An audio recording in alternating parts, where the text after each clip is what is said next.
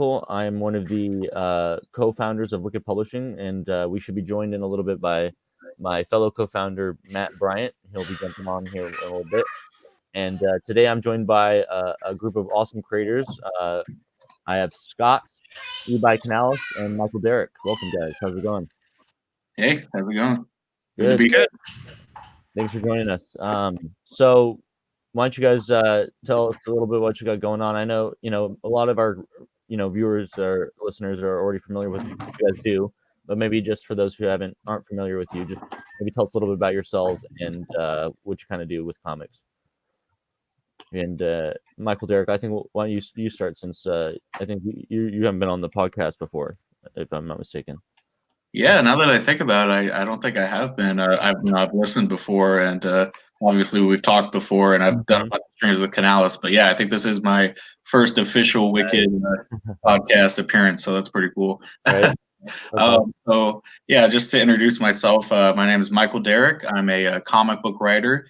I'm currently crowdfunding my second campaign. My first Indiegogo campaign was called The Abductables, which you guys may have heard of. It's a sci-fi comedy book illustrated by none other than Levi Canales, who's also with us here. And about that guy somewhere. And so yeah, and that was a successful campaign. So now that was last year. It's almost been a year since that campaign was up. But now I'm currently crowdfunding my second Indiegogo campaign, which is a superhero book called Grayscale, Welcome to Glitter City. And it's about a wisecracking vigilante who controls the powers of karma. So it's kind of my idea behind it was just my take on the superhero genre and what would my ultimate superhero be. So I hope people check that out. No, that's awesome. I love the premise, and I definitely want to bring up the campaign page in a little bit and kind of dive into it a little more, because I love the art and the concept are both really great. Thank you. And I really was impressed by that. I think we just lost Scott. Uh-oh. Hopefully he'll be back. But, I think he got scared away by how good the premise sounded. I think so. Yeah. He's like, oh, the karma's coming from me, man. I gotta get out of here. I can't compete with that. I'm sorry. And how about yourself, Ibai? What about you? What are you all about? Well, I'm currently drawing SOS for Chimera Comics. It's a story about three superpowered brothers of demonic descent who decide to open a monster hunting business in current year Brooklyn. And I like to lovingly refer to this project as assholes from hell, because they're three anti-heroes, but they also have like flaws and vulnerabilities, and they have a human side that makes them relatable. And I like that their biggest enemy are both the demons they're trying to combat and their own incompetence. That's a deadly combination right there. Yeah. So they end up doing more harm than good, but they're like, well, I'm not going to say that they're well natured, but they really want, they're just in it for the money. But I think that's we're part of a long and noble tradition of anti-heroes that you end up liking because of how much of an asshole they are. No, that's awesome, man. And your artwork is definitely always on par, man. So I'll always love doing some new projects, man. I always learn with every new project that I do. I always learn new tricks, new techniques. So yeah, I'm constantly evolving, I think. Wow, yeah, that's amazing. And I definitely loved your guys' work on Abductables. So I can't wait to see you guys coming back with that in the near future, because that definitely deserves a sequel. Yeah, definitely. There is I did announce this a while back, so there is definitely a sequel in the works. So good. I'm trying to figure out when the best time to put that out there is. So. Yeah, no, that makes sense. Got to focus on Grayscale for now and get that out there first. Yeah, we can think about that down the line. But it looks like Scott was able to join us back with us again. Welcome back, Scott. Yeah, sorry about that. Had to relocate. But no worries. It's all good. It sounds like you had a busy house going on today. A lot of activity. Yeah. We had this thing where we're supposed to put things on the calendar, and I put this on the calendar, but everyone thought it was cool to just come sit around me, and I'm like, I need quiet space. They're like, no, we're going to be on the podcast too. But why don't you tell us a little about yourself, Scott, and your comic project as well? Yeah, so I am the writer creator of a series called Wrath. I kind of base some of that on my work life, which I work at a district attorney's office. I do clerical work there. So that's some of the atmosphere and themes that I put into the story. And Wrath is the story of a young man who learns he has the ability to physically manifest all the dark emotions he's had pent up from his abusive childhood. We just finished issue or chapter one in what I planned as a 6-chapter arc. Digital's been put out to backers, and Wikid has the digital files, and we're hopefully gonna start getting proofs and going to printing soon. Yep, that's the plan. Probably in the next couple of weeks, should we get in the proofs in? I am very much looking forward to that. It's a moment I've been waiting for a while now. That'll be awesome. As far as what's going into the future, I've been working on the script for chapter 2, and my concept artist Drew and I sat down and started hammering out details for what we're going to need on her end for the next chapter. So once we get that all nailed down and the script, then we'll bring Emilio into it and start getting as much as we can done before we launch the next Indiegogo. Yeah, that's pretty exciting, man. It's very awesome. Well, well, thanks again, guys. I appreciate you joining us, and I know you guys got a lot going on, but it's awesome to always get to talk to some of the creators and stuff. So thank you again. So yeah, I don't know.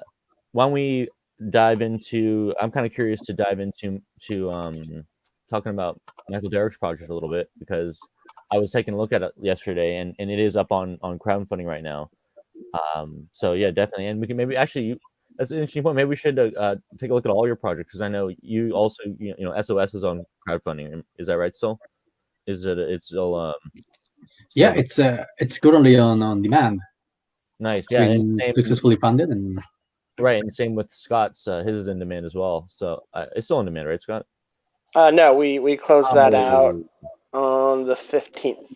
Oh, so close. Yeah. So that, like I've been saying, is if you missed it, you're gonna have to wait a little bit, because that's all right. Yeah, that's okay.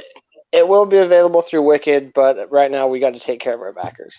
No, yeah, I get that, and it'll be on the Wikid store soon. And speaking of which, I don't know if you guys heard the good news, but Jack Irons is available on the Wikid store now. cool. Oh, nice. That's a good book. Yeah, I love people. Jack Irons. Right. Oh, and it's the limited edition first printing, so we only have 25 of each issue. So they're going pretty well. We're getting close to towards the bottom of the barrel. So. So what you're saying is it's currently available on the Wikid store, but it's soon going to sell out until we reprint. Exactly. Yeah, that's right. Yeah, and then we'll do a second printing and go from there. Cody really wanted to kind of make the kind of add some more exclusivity to it in a way. Make it the first printing only. Excuse me. Yeah, and issue 3 is getting ready to launch that campaign, right? Yeah, I believe it. I think it might be this month now that we're on the. I think it's February, if I'm not mistaken. He said mid-February, so I would say like in the next 2 weeks. Yeah, and I know Mythoverse is launching February as well, if not March. I can't recall. I believe they're looking at March. Okay, yeah, so a lot of campaigns coming up soon. Yeah, lots of campaigns, and lots of printing for you. Yeah. Because you have Mythoverse, and then I believe Wrath is next, and then you've still got Star Ring, Sporkman Goes to Japan. You got a lot of stuff coming up. We're along with your book that we're proofing next week. We're also printing Canada Bear #1, Barrels #2, and what's the other one? Decimators Volume 4. Ooh, nice. Yeah, very good. Yeah, we're trying to get Decimators out for a long time, but a lot of other things have popped up in the way and have so we're finally excited to get that volume out. Yeah. Don't worry, I know how comic book works from the inside. So yeah. Yeah, it's especially tough when you have one printer for all these comics, and it can be kind of tough Yeah. to fit it in, especially with the crowdfunding having to take priority in a way, Mhm. just But because did you guys hear about that technology that some Spanish guys developed by with the help of some other Japanese guys, by which they can print a book like in 7 minutes? Huh, no, I'm not familiar with this. What kind of Oh yeah, machine is it? yeah. I have the link floating Oh, around really? somewhere around here, but I think it was a Spanish bookstore associated with some kind of independent Japanese developers developed a kind of 3D printer that allows you to print like a full book, like with the sleeves and yeah, everything, like the whole full thing in under 7 minutes. Really? And I think the printing cost is around like 1 cent per page. Jeez, that's So you intense. can, instead of like going into a bookstore full of books, you just go into like a kiosk with a 3D printer, and Yeah, you're like, "I'd like this book," and then they're like, "Come back in 7 minutes. Here's your book." yeah. You like give them the file or whatever, they insert it into the machine, and in 7 minutes you have like the full printed thing with the hardcover and everything. Jeez, it's the way of the future, man. I don't like change. Yeah, man. Yeah, I kind of get what you mean Nervous. about that. Like, I like the printer that we use is it's a smaller operation, and so he did it's pretty much just one guy operation, does all the books on his own by hand practically. And so I kind of like that hand touch, that handcrafted quality almost. Yeah, it's kind of Yeah, I can see what you mean. I'm a nostalgic for those things as well. right. Yeah, it's hard to give that kind of stuff up, but yeah, Yeah, man. All right. Well, I have the campaign here up on the page. You mind if I share this with everyone here? please do. Okay. So we're gonna take a look at the Grayscale campaign by Michael Derrick, and I think we lost Scott again. He'll be back. Oh no, He'll be back. Karma says it when he's will be so. So here we have the campaign, and we can see, just from the start, what some of the basics up here. We have Grayscale. Welcome to Glitter City. And we have a goal of, I believe it says $5,000, and you guys are about a little over 20% over there, so you're well on your way to the goal. Well, can you tell us maybe just a little bit about what this comic's about? Yeah, definitely. As you can see, that our tagline is "Karma's a bitch, he's the bastard," and that kind of gives you an idea of not only his powers, which again are karma based, but also kind of his attitude. He's definitely I kind of can compare him to Spider-Man a little bit in the sense that he likes to trash talk his villains. Maybe he's a little more mean-spirited than Peter Parker, but he's definitely got that wisecracking attitude. So yeah, but basically, yeah. So he's a superhero who can see and manipulate karma. So he actually can, that's how he picks out the bad guys, is he can see who the bad guys are based on how bad their karma is and act accordingly. He uses his trusty truncheon to beat down the bad guys, and the titular Glitter City. That's actually so that's the fictional city that he operates out of, which is based on Las Vegas, but an even crazier version of Las Vegas. So for a monochromatic superhero like Grayscale, you got to have a lot of really crazy, colorful villains. So there's going to be a lot of crazy, cool fight scenes and a lot of really cool concepts. And I think people will really like it. I really wanted to bring my A game, and my philosophy behind the book was thinking a lot of the comics that are coming out on Indiegogo. I feel like there's kind of a nostalgia for like the 1990s, and kind of like a lot of the ethos is we need to go back to the 90s. And so I kind of put myself back in that time period, and was like, okay, if I was one of the Image founders, each of those guys, they had their own property that they launched Image with. Spawn and Youngblood and Wildcats and all that. So I was thinking, if I was one of those guys, who would my hero be? And Grayscale is what I came up with. And I surprisingly, the's not that many superheroes out there that actually use karma as a superpower. Yeah. Yeah, so it's kind of one of those things like, wow, I'm surprised nobody actually thought of that before. I mean, obviously there's similar characters with similar powers, like Ghost Rider. He kind of deals with that in a way, but I think the way that karma is actually used as a superpower in the book is pretty unique, and we'll definitely explore what that actually means in the book as far as what it means to use power or use karma as a superpower. Right. It seems like it's an interesting idea because it seems like it could have some negative could backfire a little bit, because Yes. karma can be good, but it can also be bad karma. Yes. I'm glad you picked up on that because Right, we'll definitely explore the downsides of that power. It's That's definitely something you got to be careful with for sure. No, that's awesome, man. Yeah, I as I was saying earlier, I really love the idea behind that because it's not something I've really seen before, and kind of now that you've explained a little bit about how he uses it to protect people, it's really interesting. I could see how that could be a really unique and fun way to kind of create this new kind of character. Yeah, definitely. And he's as far as like his origin story and stuff, he's fairly new as a superhero in his universe. So I mean, he's still learning his powers. So we kind of get to learn the powers along with him in a way. So he's still very new to the superhero lifestyle, and so we'll get to explore the karma powers along with him. Well, that's awesome, man. So here we see the front cover, and it looks like there's also a great cast of characters that kind of inhabit this world as well. Yeah.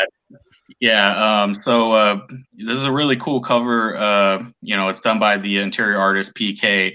I really like his art style, and for this cover in particular, kind of going with the theme of duality that kind of permeates the book, because Grayscale, he's in the middle, but obviously black, evil, white, good, duality, all that stuff, yin yang, all that good symbolism. So on this cover, we actually, the villains are on the left side and the heroes are on the right. So on the left, we see some of the rogues that will inhabit Glitter City.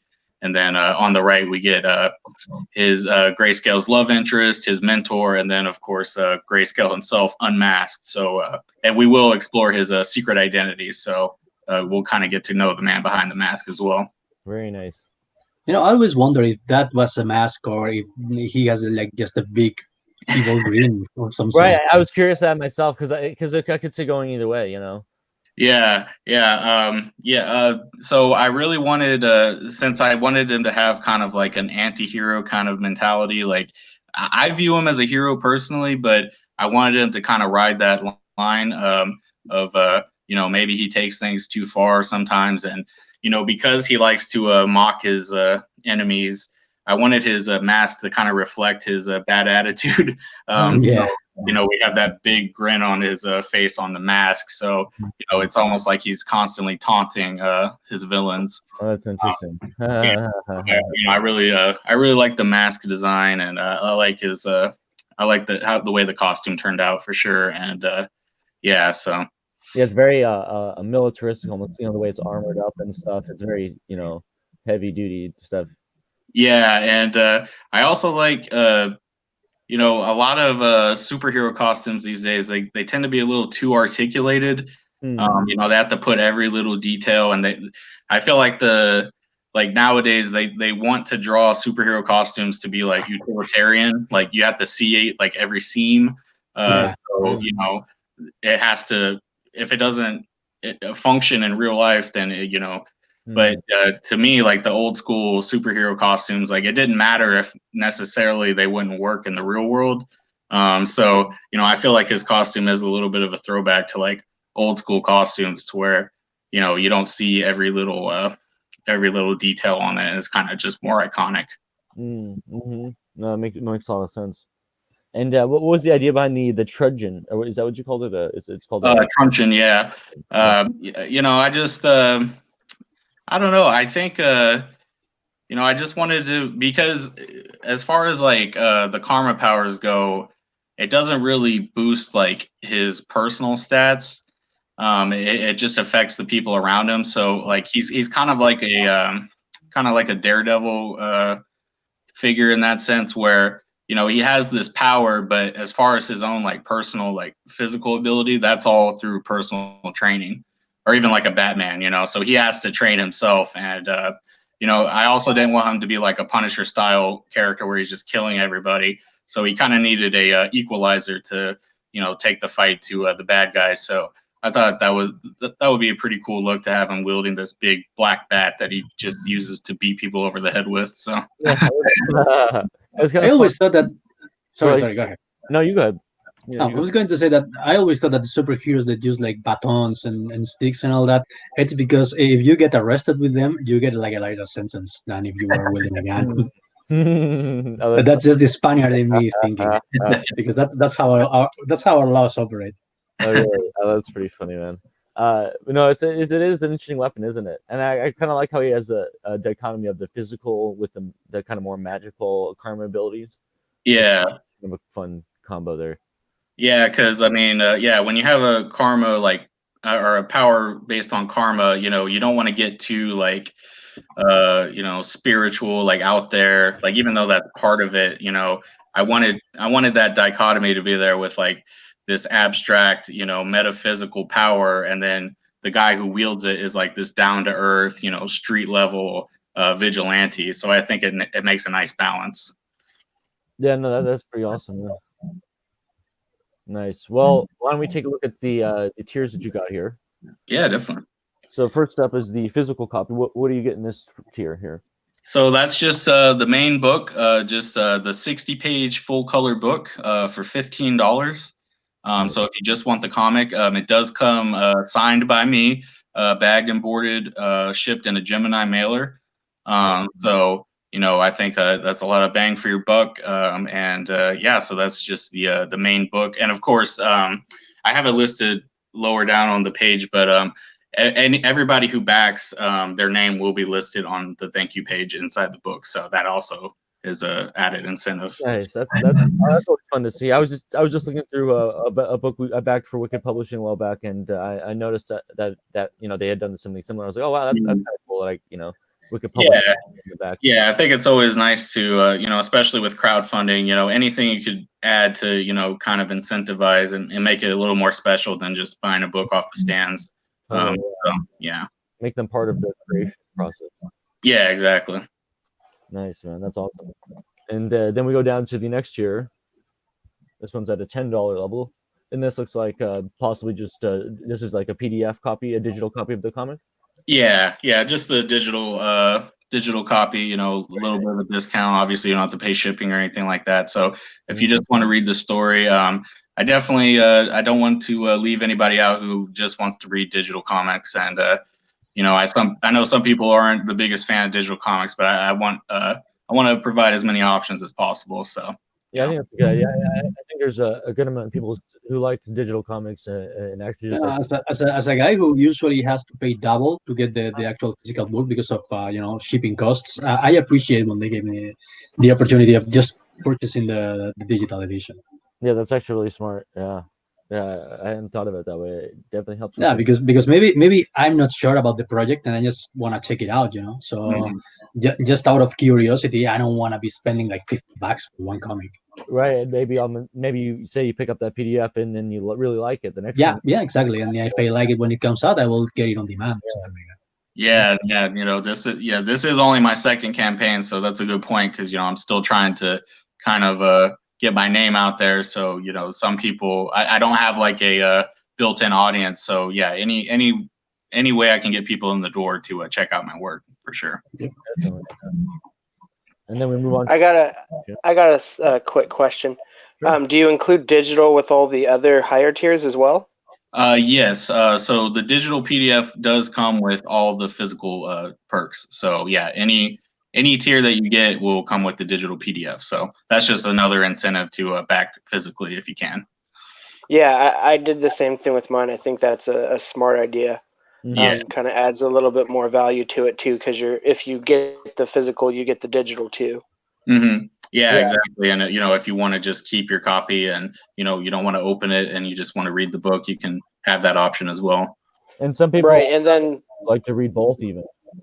yeah, some Mhm. people also, if you wanted to get it because the digital comes out first too, and Mhm. you're eager to get your hands on that story, you're getting it with the digital backers as well. Mhm. Mhm.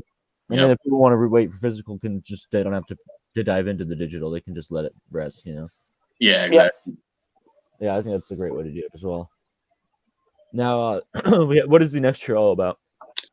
Just so that one's just 2 physical copies. You get a little bit of a discount. If you go with 2, great for people if they want to just have a copy unopened while bagged and boarded, and then the other one to read, or if they want to sell the other one or give it away or what have you. So that perk did pretty well on the Abductables campaign. So I definitely wanted to add that as well. If people want to get 2 copies, so Oh, that's cool. yep. Yeah, Abductables. That was a fun book with eBay. That's actually the comics kit book that I had the most fun for. That's so awesome, man. That must mean you did something right with that book, man. Yeah, I think me and Canales just go really well together. I think we got great chemistry. So Yeah, that's awesome, man. I hope to see more projects from you guys. Many more Oh, projects. same. yeah, definitely. So here we have the bulk order. You get 5 copies at a discount. Delivered to you. So great for retailers or collectors, or if you just want to have some to give out as gifts. So kind of same logic behind the 2-pack, but just even more bang for your buck. So. Mm-hmm. Yeah, no, that's awesome. So it could be like a comic book shop tier as well. Like anyone who want Mhm. to put a shop or put it out there, and that could be a great way to do that as well. And this one is a good. This one's awesome. I love these kind of things, these kind of tiers. Yeah, just another way to make it special for the crowdfunding scene. These are definitely popular when it comes to Indiegogos and Kickstarters. Is the option to get drawn into the book as a character. So in the Abductables, obviously we had the option to get abducted in the book, and so for this one, you'll be a background character, but you'll be at the mercy of this character right here called Phantasmagoria. She's kind of like our poison ivy to Grayscale's Batman. She's a femme fatale villainess of Glitter City who can create thought forms out of her psychedelic hallucinations and crazy with them. So, yeah, so if you choose to get this, you'll be drawn in as a character in the book, and you'll have your mind blown by Phantasmagoria. So That's amazing. Who wouldn't want that, man? I mean, that's kind of hard to pass up right there. Exactly. No, I love the colorful characters that you have. That's just so much fun. Like you're so clever with the just the concepts and ideas with them, and I can already tell it's like it gave me a really interesting world to dive into. Oh, thank you. Yeah, and I'm really happy with the Phantasmagoria character, and I have to give credit to my artist PK because I feel so stupid after the fact, but originally I had written Phantasmagoria as a male character. Oh, And really? yeah, and it seems so obvious now. Like, of course, you would make her a female, and I think that worked out because PK he loves drawing the beautiful women. So he kind of was like, "Hey, man, we need like a sexy villain chick," and of course, Phantasmagoria fit the bill. So I can't imagine this ever being having been a male character. Shout out to PK. Funny how that works out like that sometimes. Yeah. Some things, things start off one thing and then by the end they morph into another thing here. Now, Mhm. before we go on to the next tier, I just want to point out this is one of my favorite pages that drew me in with this here because I love the colors, I love the bright lights, the buildings, all the stuff going on. You jump down here and the aliens, they're so cool. I mean, just everything pops. The art is just amazing here.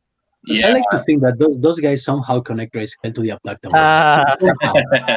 I wouldn't. Like, I'm yeah, surprised. they, they, they maybe got that ray gun in the black market after the agency from the abductables like tried to reverse engineer it into a weapon. Yeah? Yeah, you never. Maybe they're the same universe. Who knows? Well, maybe we'll find out one day. Yeah, but I knew I wanted to have like the opening scene just kind of be a test of Grayscale's abilities. Just you kind of want to see him at his best, kicking ass relatively easy. So I needed to have some kind of like minion characters for him to beat up. Nice. And I didn't want him to just be like the generic like bank robbers. So I was like, well, what gimmick can I give him? And of course, I thought it'd be a nice callback to the Abductibles to have them wear alien masks. So. Oh, that's funny. I didn't realize they were masks. I didn't know. I see that now. Yeah. Oh yeah. A little piece of neck there. I actually didn't notice that. Yeah. Oh, that's funny. I thought they were a bunch of more aliens. No, yeah.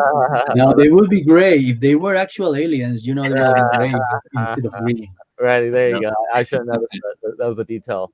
And they do get their mask knocked off in the fight. So either way, it does get revealed. But yeah. Oh, that's awesome though. I love that. That's a fun little callback to your other book there. Yeah, and thank you for complimenting this first page. I mean, yeah, I agree. The colors look absolutely amazing. That's our colorist Eugene Bativu. He's a really, really good, and he really, like I said, Glitter City. It's fictional, but it is based on Las Vegas. So he really did capture the glitz and glamour of a Las Vegas style city with that opening. Yeah, and it's almost more fun because you're not confined to the actual Las Vegas. You can do whatever you want with it, but still in style.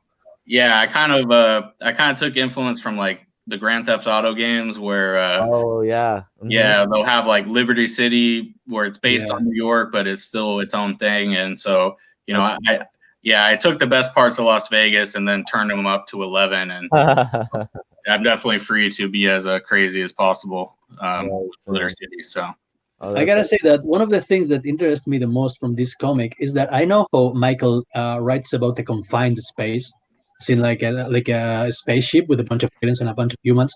But I think this is your first time like writing an actual city with all its people and the factions and all that, right? This is like your first world. Yeah. And that's actually like one of the most fun parts of writing to me is like the world building. So yeah, you're right. Like Abductibles, that was kind of like a single set. He's on the ship the whole time. But I definitely, I definitely had fun kind of developing Glitter City and like writing the background behind it and all the different landmarks. And I have it all planned out. And we'll definitely get to see some of the hot spots of the city in the book itself, as you might expect from the title, "Welcome to Glitter City." But yeah, I would imagine. Yeah, and I kind of wanted it Glitter City to be like a character in the book, the same way like Gotham is a character in the Batman books.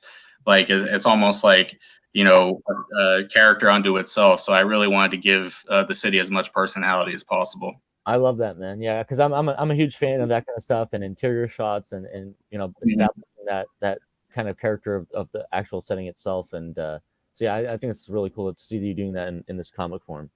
Mm-hmm. That's awesome, man.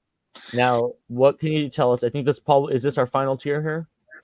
Yes, that's the final tier. Executive producer. So this will not only we get 4 copies of the book and all of the perks and any stretch goals that unlock, but you'll also get your name listed in the main credits page and on the cover of the book.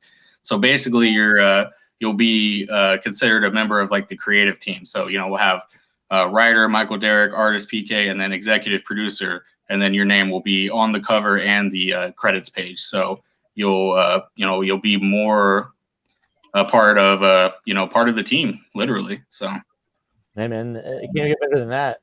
Oh, and also you get the proof copy. So the one of a kind proof copy. So just another incentive. So technically you get 5 copies of the book plus the proof copy. So that's a good deal, man. That's a really good deal. Yeah. And you only one of those be able to be claimed. So Yep, one of a kind. Yep. Yeah, definitely. That's a good way to get in on more of that creation of the book and just really be a part of this. And so it's cool, man. You get the whole package and then some. Yep. So that's a good deal. Now scrolling down, we see a little bit more art here. We see that I guess are they robbing these rich folks of their jewelry and money? Yeah, they're pulling a casino heist, Oh, and nice. yeah, so the rich folks of Glitter City are getting robbed at gunpoint, or you know, plasma pistol point, gunpoint. Yeah, so the whole opening scene with the aliens, that's just the first 5 pages of the book.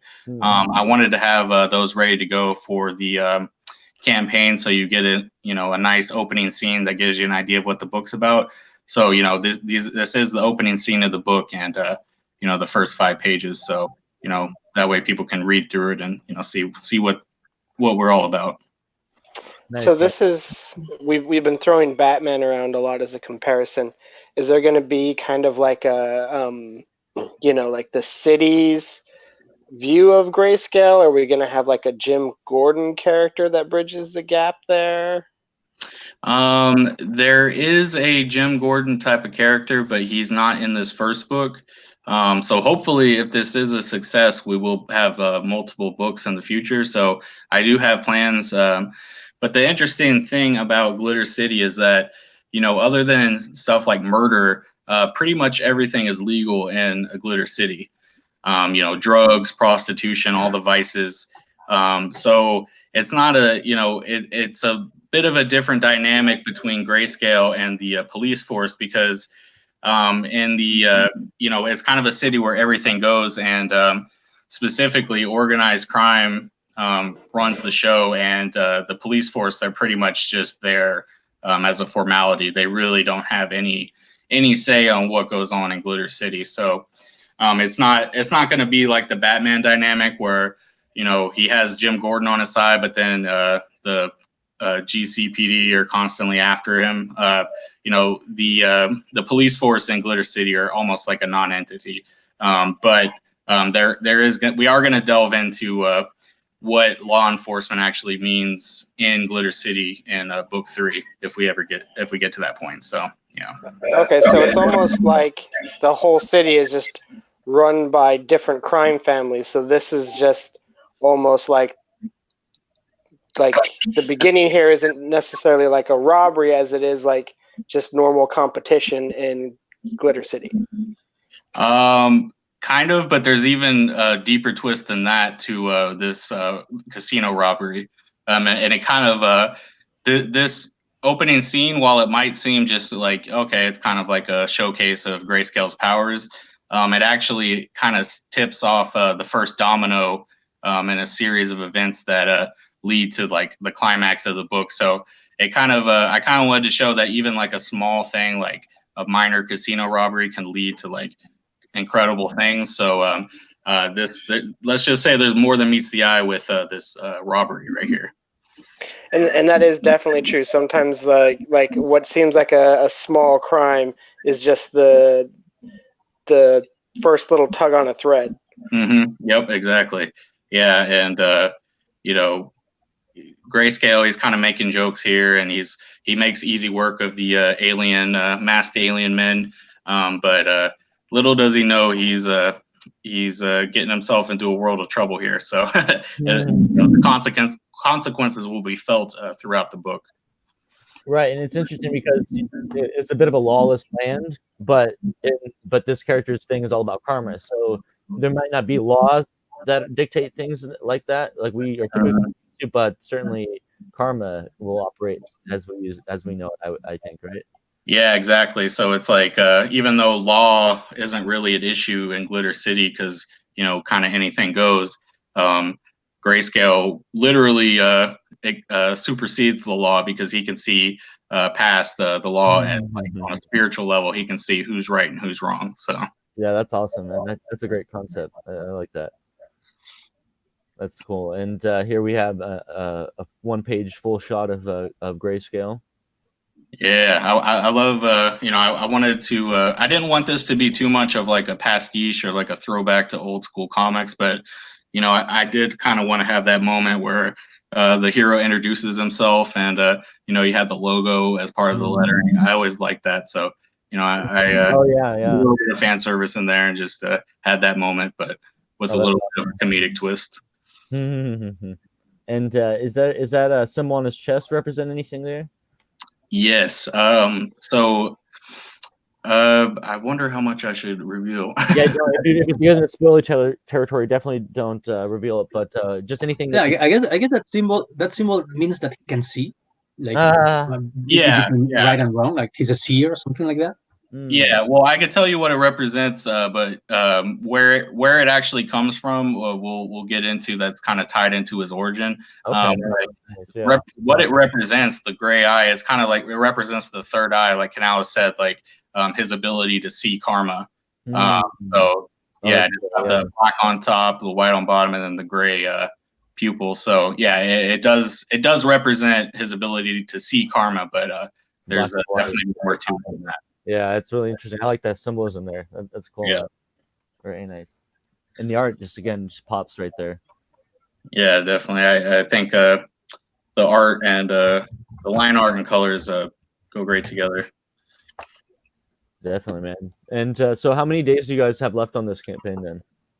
I think 27. I think it's been like 4 days, so we're still pretty early on in the campaign, but we still got a ways to go, and I'm just going by like little milestones. So right now, I'd like to get to either 25% funded or 50 backers, whichever comes first. So just trying to reach all these milestones and get this book funded.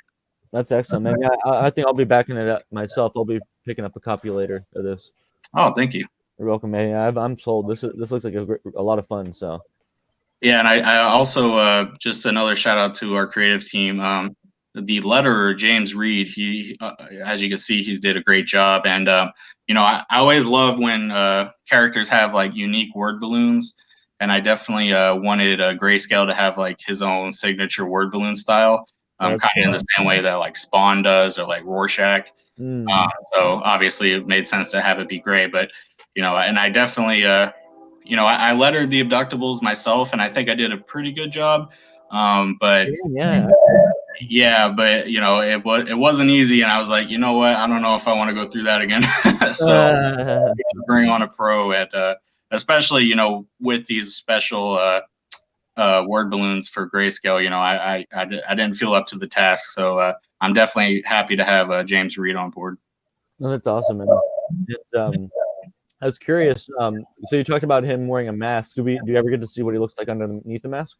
Yes. Yep. Absolutely. So, I know the superhero with the secret identity thing. It might be a little cliche at this point, but I think we have an interesting spin on it, and we will definitely get to know the man behind the mask. And it's no big secret because he is on the cover. That guy on the good guy side on the cover, that is his secret identity. His name is Ash, and so we will get to know the man behind the mask and kind of get to know what he does when he's not beating up bad guys. Oh wow! So and who he really is going to be kind of revealed as we go. Yeah, that's definitely a big part of the book. It's no big mystery. We'll definitely we'll cut back and forth between his moonlighting as Grayscale and then what he does on his off time. So we'll definitely get to know him. Yeah. Well, that's very excellent, and I see you have some stretch goals here as well, just in case we can grab some of those. So there's some stuff to look forward to. Mm-hmm. Yep. So at 8,000, we'll get a trading card. Again, going back to the 90s nostalgia, I wanted to have the classic trading card with the character stats on the back. So if we get to 8,000, that will come with every physical order. And then at 10,000, everybody who orders physically will receive the Dark Ages Ash Can. This is a comic that the artist for Grayscale, PK, he wrote and drew himself. So it's a sci-fi story. It's not related to Grayscale, but it is a unique story unto itself, and that will be included with every order if we hit that stretch goal. So just more added value, more bang for your buck. Yeah, and we got some preview pages there. Nice, and it kind of helps support not only another indie creator, but also just help support this campaign as well and get that made. Yeah, exactly. Yeah, just more added value for sure. I like the art there too. That looks nice. Look kind of like a sci-fi tale almost. Yeah, it's kind of a sci-fi action thing. Got some nice fan service there. Yeah, PK loves drawing the beautiful women. and, I think that'll help. I can see PK is an ass man, just as myself. Kudos to him. You gotta show respect where it's due, man. That sex appeal. That's funny. Hey, and I was gonna say, like, hey, when you're good at it, man, why if it ain't broke, don't fix it. Exactly. Well, that's cool, man. So that'll be nice, nice stretch goal to try and reach to try and get another comic in there and get more bang for your buck, as you said. Yeah, definitely. Nice, man. Well, I'm excited about this. Seems like a really great project. Oh, that's fun. That's fun. Oh yeah, that's I really love that drawing. That's an artist, 6 a.m. Comics. He did a bunch of chibi versions of all the different indie comics characters. I was lucky enough to. He not only did he do Grayscale, but he also did the Abductee from the Abductables. So I got 2 for 1 there. So and if I remember correctly, he also drew the 3 Spawn brothers from SOS and Johnny Lau from Johnny's Lau, which is the other comic that I'm drawing as I can right now. But yeah. Yeah, and he did a ton of indie comics characters, and he made like a big collage of all of them. So it's really cool to see if you haven't checked that out. That's nice, man. Yeah, so that he put them all together like in a giant ball, and that's when I realized that there's a buttload of comics get characters. Yeah. In just 3 years, we created like I don't know, have a couple of hundred characters. I don't know. Yeah, it was kind of nice to see them all on one page, like just so you could see exactly like, wow, there's that many. Like it's crazy. Yeah, the indie comics community in as a whole has just been nailing it, killing it these last 2 years. Yeah, definitely. It's really cool to see, honestly. I always love to see new creators and new projects. Yeah, I always say that's the best part of this last 3 years is seeing how many people have been coming up with their own stories and their own characters, and it's a beautiful thing to behold. Definitely, man. Yeah, definitely. And this is just another example of that. So let's definitely get this comic funded, guys. We're at 23% with 26 days left. So even if you just do digital or whatever, whatever tier you can back at gets into the goal. So it's definitely appreciated. I'm gonna plug the link here so anyone who wants to go check it out can go take a look at it. And that's up on the screen there. So there's no reason why this comic shouldn't be successful because the story is great, the artists look amazing. I love the colors, and this should be go well over the minimum money required to produce it. I think so as well, man. I agree, and definitely, and so please go check it out, guys, because it's a cool project, and like I said, I'm gonna be back in it later myself. I'm falling in love with Glitter City already, so I gotta know more, man. Also, you can't go wrong taking inspiration from Batman, right? Or GTA for that matter. Right? Yeah, I'm a sucker for superheroes who don't have actual powers and have to work out and train. Yep. And I love the concept of kind of taking inspiration from GTA and the way that you've crafted this unique city that's kind of based on a real city, but it's so much fun, and to see that, it allows for so many possibilities. I feel like. Yeah, definitely. Yeah, that's gonna be cool, man. Well, thank you for jumping on here to talk about us. Talk about it with us. That was awesome, man. Yeah, thank you for having me. It was a lot of fun talking to you guys, and I appreciate the chance to talk about my book. Definitely. I love what you guys are doing at Wikid, so keep up. Thank you, man. I appreciate it. Thanks. Yeah.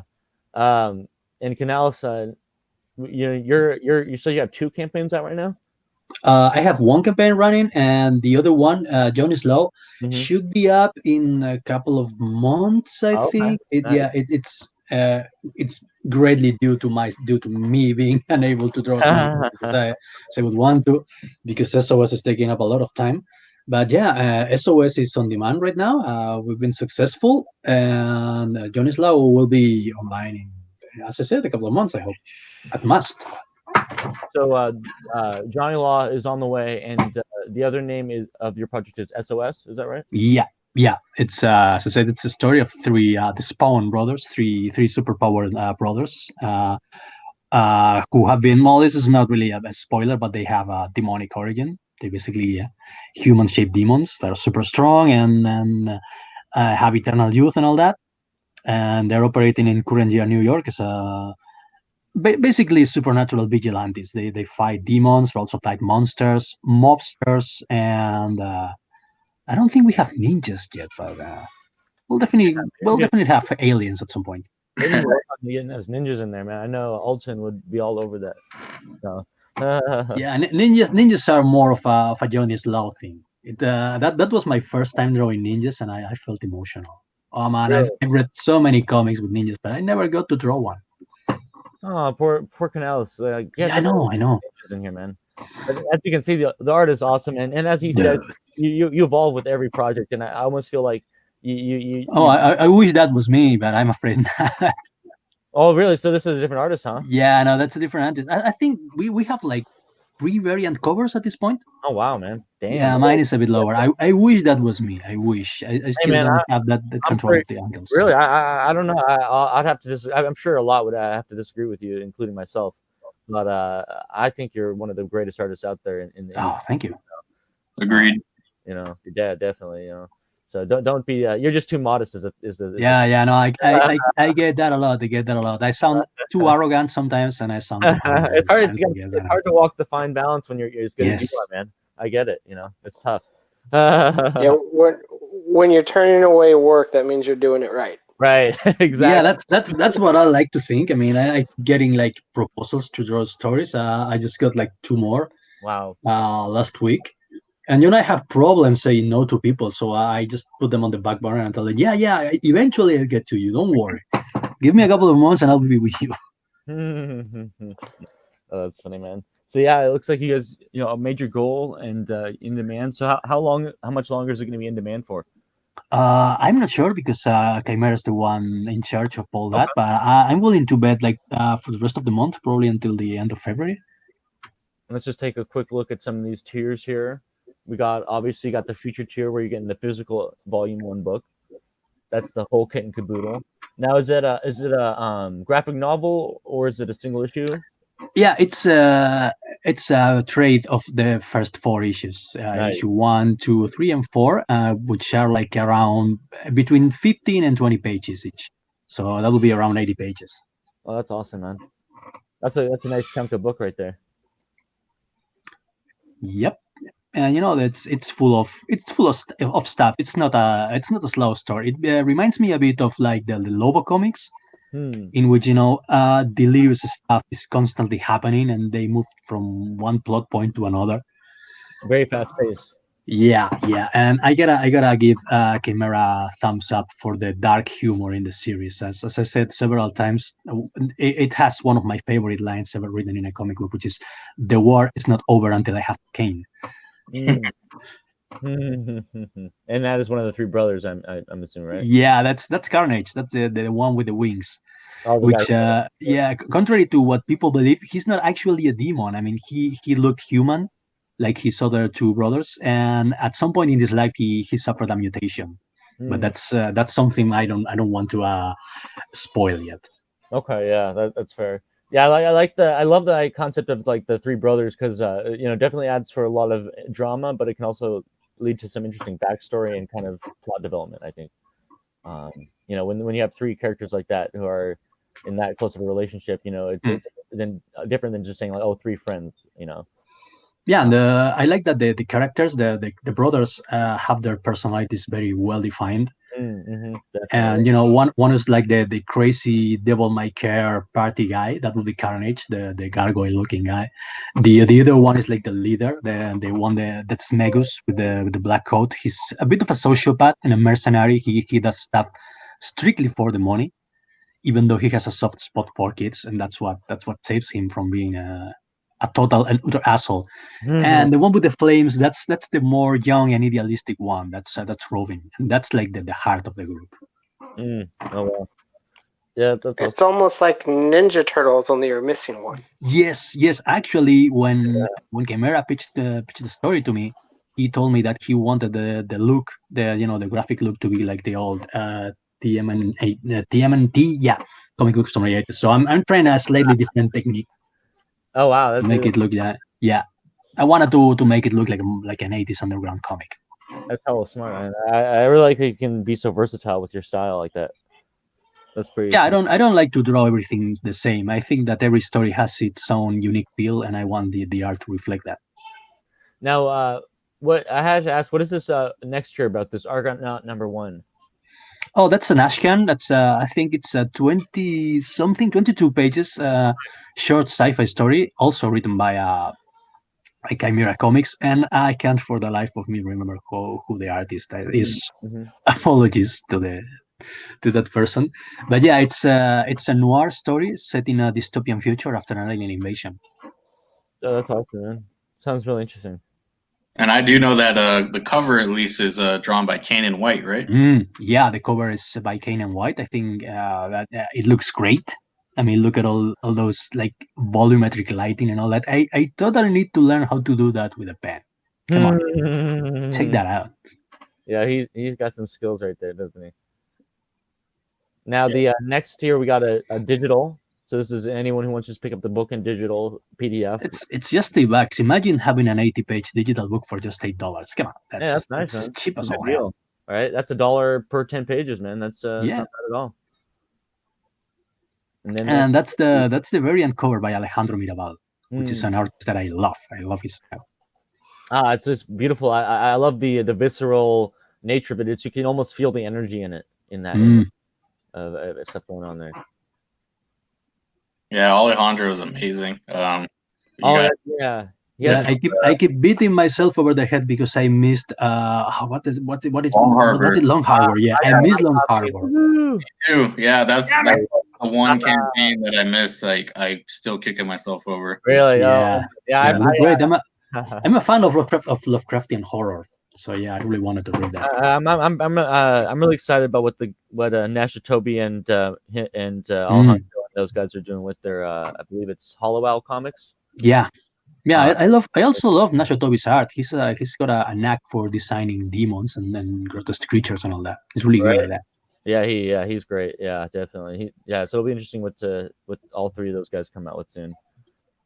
But then we have a double pack. This is kind of what we were talking about with Michael's campaign. You get a 2-pack in this next. You got one to read and the other one to be a huge nerd and like never get out of its original package, or you could devaluate it, or you could give it as a gift if you want, and that too.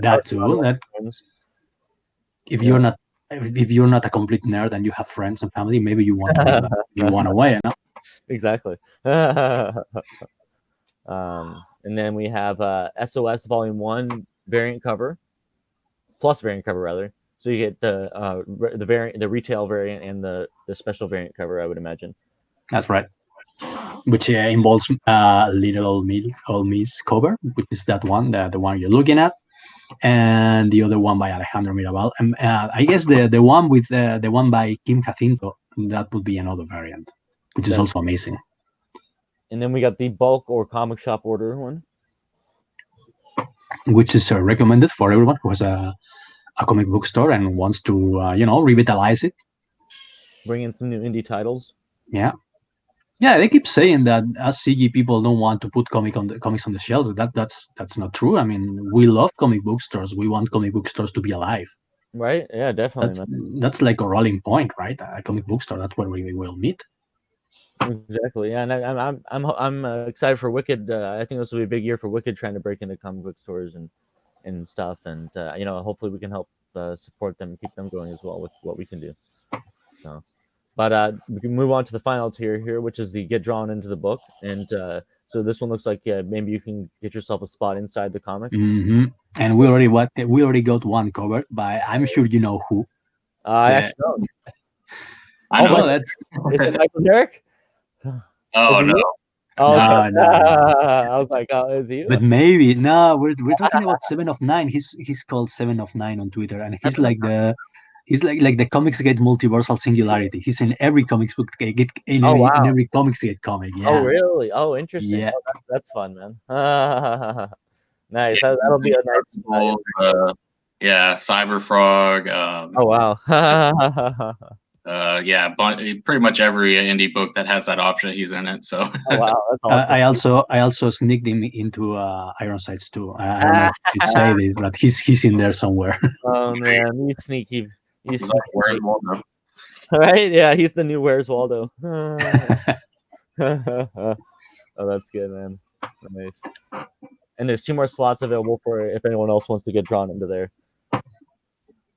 And maybe the character as well. Who knows? I would love to be a comic book character. I don't have that kind of money yet, but at some point I would like to be immortalized in a comic book. Maybe if you do some more training classes at the gym, At some point, I know it's in my bucket list. I want to be in a comic. Really? Well, you heard it here, folks. If you're making a comic, just put him in there. Just put him in there. Come on. You know I'm photogenic and cool. Why wouldn't you want me to be in your comic book? Exactly. Every comic can stand for a little boy e-bike analysis in whatever form you can get it. There you go. Do they get bonus points if you're holding a minigun? Of course, and you get double bonus points if he's holding 2 miniguns. Yeah. I like how you think, young man. You're hired. You're gonna go far, kid.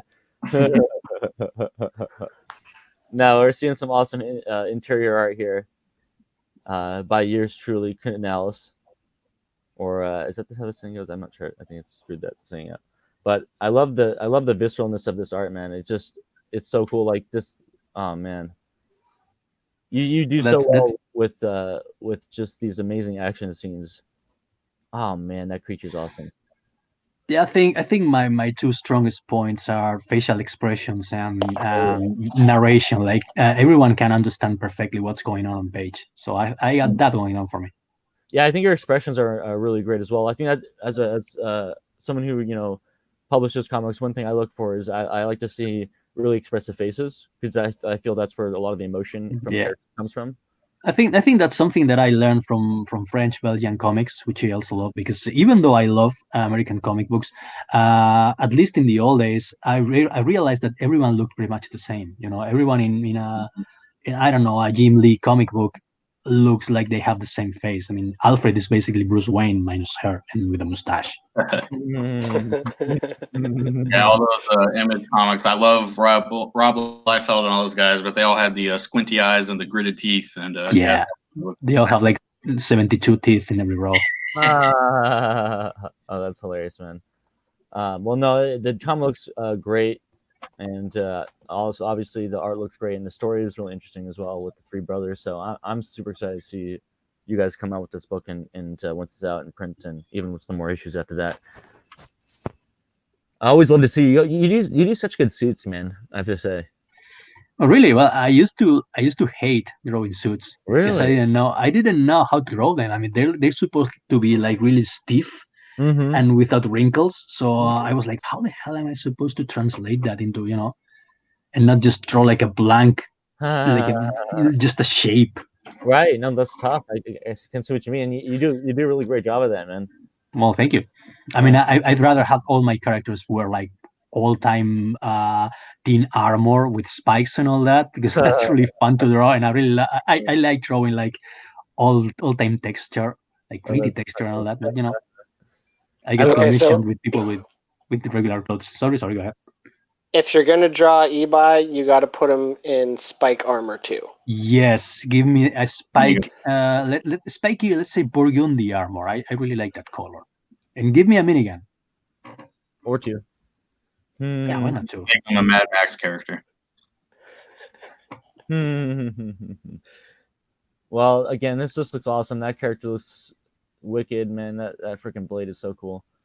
And damn, just so much to enjoy. This chainsaw guy over here with his fucking mask and don't tell anyone, but that's supposed to be Cecil. Well, the cat's out of the bag now, so to speak. But yeah, man, we're kind of getting towards the end of our first segment here, so we'll start wrapping up. But definitely, guys, go check this book out. There's a lot of cool stuff to explore and to enjoy with this, and I think there's even, as you said, there's an opportunity to get an ash can as well. So there's a lot of cool stuff, and so that one's in demand for a bit of more time. We don't know. You'll have to talk to the creator, but it'll be up there for at least for today for sure. So go check it out, and definitely looking forward to seeing more from you, Canals. You're always busy. Yep. Looks like I'm going to stay busy at least until summer. So I have high hopes for the future right now. Definitely, man. That I hope to one day get to work with you on a project, even if it's just a one shot. It would be fun. Those are my favorite projects because I don't get the time to get bored of drawing the same characters over and over again. Exactly. So yeah, Straight to the point. And yeah, I was thinking maybe something for the magazine would be cool too. Even yeah. I keep thinking up stories like short stories, like 8-10 pages stories to put in magazines, but I don't have the time. Sorry, I don't have the magazines to put them on. So yeah, definitely at some point I would like to go back to writing and drawing my own stuff because basically I I'm know. right now I'm just drawing for other people. At some point in the future, I would like to be the new Sean Gordon Murphy, so to speak. Being able to do more of your own projects at the same time, kind of thing. Yeah. I have stories like stashed in the back of my mind that at some point I would like to write and draw myself. Okay, yeah. And anybody who's read Decimators knows that Canales can definitely write. So look forward to that. Sure. Thank you. That means a lot to me. Considering I really like your writing, so I appreciate it. And volume 1 through 3 of which are out on the Wikid store right now, and Decimators Volume 4 is up for pre-order. And I love the cover for Decimators Volume 4. Ibai did a really fun homage to Jawbreakers, the first trade paperback that he put out recently, with where they're kind of falling over the gorilla monster. Yeah. And kind of attacking it, and he's or defending, I should say, I believe. And but he kind of did a similar homage thing where it's our characters, but they're attacking a giant creature that kind of looks, it's not a gorilla, but it's his own giant kind of creature. It's basically a giant SJW, which is everyone's nightmare. But yeah, no, it's hilarious, and it's just a fun thing to look at. And he's doing, what's cool about these Decimators print editions is that they have exclusive content like character bios, or recently we have a couple one-shot little extra pages, basically more story that wasn't in the original run. So we're adding in exclusive things and bundling them up into little issues. So, and it's also cool because they're printed horizontally like a webcomic. Mhm. It's instead of being a comic just turn on assigned, it's a horizontal comic with the binding on the left. So it's a kind of that actually it takes me back to when I first began drawing comics, because my parents would buy me these small drawing pads that would be like in landscape format, and that's how I would draw my first comics. So yeah, it's a bit of nostalgia thing for me. Definitely, yeah, man. Yeah, we need. I think we need more landscape comics, because if you guys have ever read 300 by Frank Miller, it's kind of the same thing where it's all horizontal and just really really cool. You don't see that very often. Yeah, it's like a bit harder to handle, but it's easier on the eye for some reason, because you read from left to right stories. So it kind of flows more naturally with your head movement. Yeah, definitely. Yeah, man. Well, all right. Well, we're at the end of our first segment here. We're gonna be inviting some of the other creators on. But for those of you guys who are heading out now, where can we follow you and online to make sure we can check all your stuff going on? Anyone can go first. Okay, you can follow me at Decimators Art on Twitter. You can also follow me on Instagram. I keep saying that I'll go back there at some point, but I keep forgetting. And we can also be friends on Facebook, because I'm a really friendly guy. And you can follow me on Twitter at Cauldron Comics. And I do have a YouTube channel, though I stopped uploading ever since the Grayscale campaign launched. But I do plan on making more videos. So subscribe to me on YouTube. It's just my channel name is just Michael Derrick. So yeah, but the best place to find me is on Twitter. And of course, if you like what you saw with Grayscale and Indiegogo, please do check it out. I think you guys will really dig what we have planned for you. So yeah, definitely check out the Indiegogo, and I'll go ahead and put the link up again for everyone who wants to check that out. And I appreciate you coming on and talk with us, man. That was really fun to learn about that comic. Thank you so much for having me. It was great talking to you. Welcome. Yep, and you can follow me at Kishkuman, and keep an eye out because I'll be having some Chapter 2 updates coming out here soon. Woohoo! Yeah, man, that's exciting. That's gonna be really cool. All right, guys. Well, But thank yeah, I appreciate it. Sorry, go ahead, Scott. What were you gonna say? I was gonna say it was very cool to sit here and look at Michael, Derek, and Ebai's projects. I was just kind of here to remind people that I'm still working, but always glad to see great indie comics getting out there. Right? Yeah, It's I've fun. seen I've seen Wrath on Twitter and stuff. It definitely looks like an awesome project. So definitely check that out, guys. If you haven't checked it out already. Definitely. Thank you, man. I appreciate that. Yeah. Yeah, thanks. And thank you all again. And hopefully we'll see you guys on a future episode of the podcast and get talking some more comics and stuff. Yeah. For sure. All right, guys. Enjoy the rest of your time, and we'll see you later. Thanks. All right, take care, guys. Bye. That's it. Hey, welcome, my new friend. Hey, I'm just wondering where Dan and Brett are. I'm sure they'll get in here in a minute. I'll send them a reminder link. But welcome, guys. How's it going? Why don't you introduce yourselves for our listening audience out there? Matt, why don't you start? There you go. Sounds like Cody was getting his mic set up there. I was indeed. Well, since Matt's not taking it at the moment, which is fine, I'm gonna go ahead. Well, they kind of interrupted, so. Oh, did I? I didn't hear you. You can't intro silent. No, I was sending Brett and Dan a reminder. Oh, okay. Well, see, I was already doing that. Uh-oh. Let's see, Dan, are you coming through okay? Yeah, can you hear me? Getting a little bit of feedback on your end, I think. Maybe try jumping in and coming out again if you can. But so yeah, we're joined by Matt today. He's the creator of Mythics, and we also have Cody. He's the creator of Ironverse Comics and Jack Irons, and we also have Dan, who's the creator as well, who does Adobe Kroger. But Dan, do you mind doing us a favor and jumping out real quick and come back in? Yeah, I think I had the window open. Is that better? No, it sounds like maybe a fan or a machine or something going on. All right. Sorry. Oh, and then we also have Jupiter. Hello, welcome, Natalie. Hey. We got a full house. Yep. Literally can only take one more. That's all right. I can jump out too if the whole Mythoverse group wants to be in at once. That's fine with me. We'll see if Dan can get his mic working and stuff. Eventually, I probably should just buy. Maybe I could just buy the version while we're on here, because if I have the paid version, you can have more than 6 people. Huh? That's a trip. Yeah, isn't that kind of nice? And you get more features as well. Anyways, I've been meaning to do it for a while. It's just I haven't done it yet. But in the meantime, why don't we introduce everyone? Well, I introduced everyone. But why don't you guys tell us about what you guys have been up to? Oh, jeez. Lots of busy work. Is Brett waiting to be let on? Okay. Is this any better? Possibly. If needed, I can be the one to go ahead and jump out. Why doesn't Matt just jump out for a bit, and I think that'll be fine. See you, Matt. Thanks for joining us, man.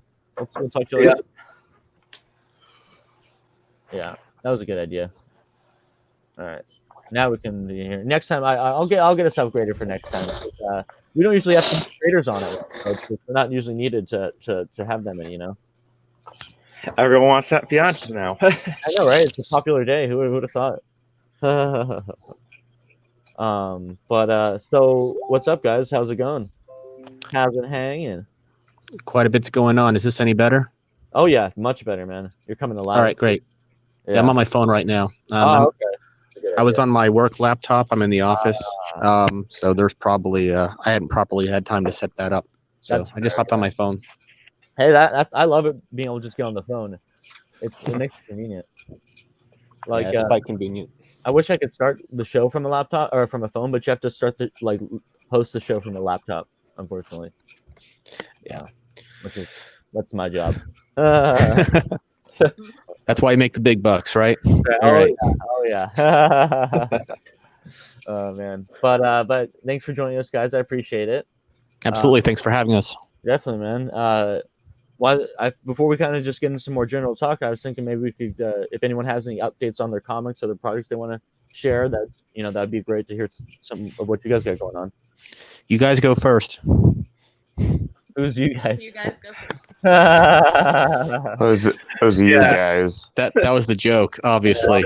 Brett, tell us what's up with At least Changeling. I was on the right page there because Brett, tell us about Changeling. We're working on it. We're working on issue 2. That's it. Well, don't know what else. I don't know what I'm supposed to say beyond that. Just I like guess I could tell. I mean, I guess you guys want me to take it, or in terms of the printing stuff going on? Oh, in terms of the printing, yeah. I mean, I guess I can tell you what I know about that. We've all approved our print proofs. I think we're all just waiting for the invoice. I'm ready to take care of all that as soon as we know what the printer is going to need.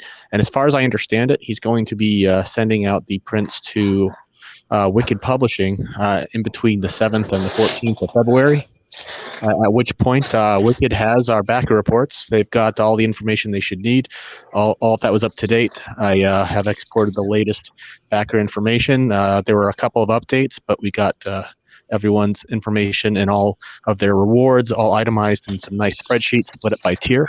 So hopefully that'll go nice and smooth once Wikid has all the books in their possession. So we're looking. I put out a rough estimate, maybe call it 4 to 6 weeks, and we should have most of our backers taken care of. And after that, our books are on the Wikid store for anyone who missed the campaign. So, and we have something special planned for the editions that you can pick up on the Wikid store to kind of incentivize folks to check it out. The Kickstarter print books have had all the supplemental content that you found in the digital editions removed. But for the editions that you'll be able to buy on the Wikid store, we're going to put all that stuff back in and maybe a couple of extra surprises. So if you missed the campaign, you're going to want to check out the editions you can get on the Wikid store. Definitely going to be pretty awesome to have the Mythoverse books up on the store. Yeah, I'm real excited about that. I've had a lot of people, like at my work included, once they found out that I had run a campaign and they missed it, they asked me where they could pick the books up, and I said, well, in a couple of weeks you'll be able to buy them from the Wikid store, so be patient, they'll be there. Now, one thing we should note is that we won't be able to pick up Mythics because, well, we're just not. We haven't quite worked out the new lettering yet with that one. Yeah, I'll let Matt speak to that. Matt, would you like to tell us a little bit about what's going on with the new Mythics? Basically, about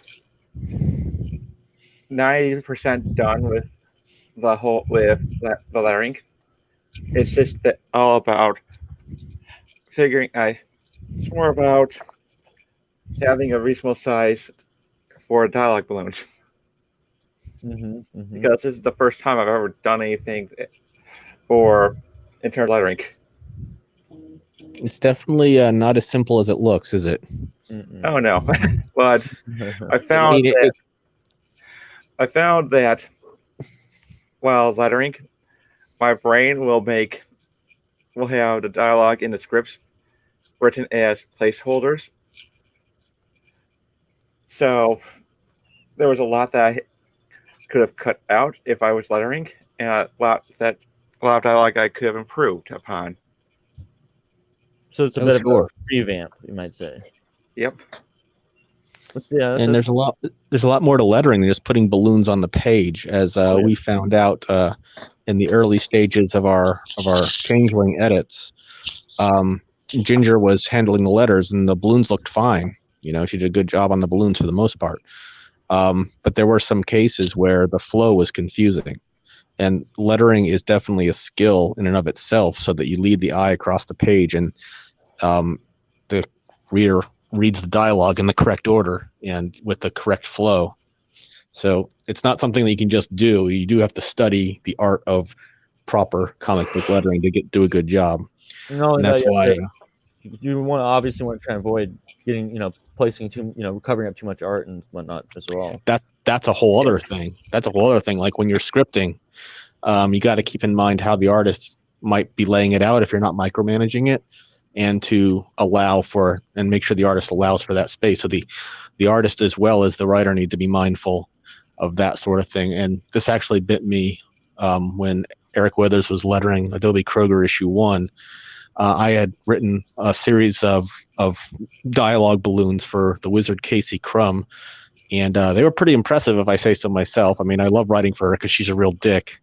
But the panel, as I had initially envisioned it, was a little bit different than how Leandro laid it out. And since toward the end I gave Leandro pretty much free rein because he showed me that his layouts were more interesting than mine, that he went ahead and did the panel a different way, which made it impossible for Eric to fit all the dialogue into the panel. So he sent me a screenshot and said, well, I can technically fit all this dialogue, but here's what it's going to look like. And you couldn't really see anything. So I had to rewrite that whole panel. Yeah, that's tough. It really is. Yep.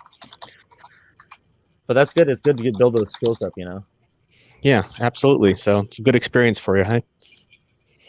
Nice, man. Well, so that's what kind of where Mythics is at. But in terms of printing and whatnot, obviously mentioned that we're going to be getting these things going pretty soon. So it sounds like we should be fulfilling the book very soon. So if you're a backer of the book, look out for that. And I believe we should be finished fulfillment. The plan is to do a quicker fulfillment and get it done by the time the next campaign launches. Just the hope. Yep. And on that note, once we at least have the fulfillment in full swing, we have a lot of plans not only for our next Kickstarter campaigns, but also for our Patreon campaign, which will hopefully be the new foundation that will let us keep making books on a more reliable schedule. For the past couple of months, I've been getting with the guys to come up with ways to make subscribing to our Patreon more enticing. And I think we have some really good things for anyone that really wants to hop on board that. We have about 2.5 hours of original audio content that'll be exclusive to Patreon. That's narrated by Lenore King. Some short stories that I've written over the past couple of months, and she's brought to life through her narration. It's absolutely amazing, and I think everyone's going to love to check these out. We have some exclusive Patreon merch that we're going to offer. Not the least of which is that recently revealed Sashi Adobe Waifu pillow, which I'm really excited about. Interestingly enough, after I had Sashi share that pillow, Brian from Rags takes me aside and offers me some advice that I've already taken to heart. He said, "Hey, look, that pillow's awesome, but it's safe for work. What you want to do is make a non-safe for work version and put that on the Patreon." So I said, you know what? This is why you make the big bucks. Right. This is Negromancy right there. So I said, so I immediately contacted Sasha and said, could you make a non-safe for work version? He said, absolutely, I can. It'll just take a couple of weeks. And she's really excited about it. So maybe within 3 weeks or so, there'll be one of those. But in the meantime, I'll put the current version of the waifu pillow just on our Mytho merch store, so anyone can go ahead and purchase it. But if you want the extra spicy one, you'll need to hit up the Patreon. So. Very nice. So what's that? Reminder. Oh, God. What's that? No, what were you going to say, Matt? Oh, just a reminder, if anyone's sending any hate towards us about being Patreon exclusive, blame Brian.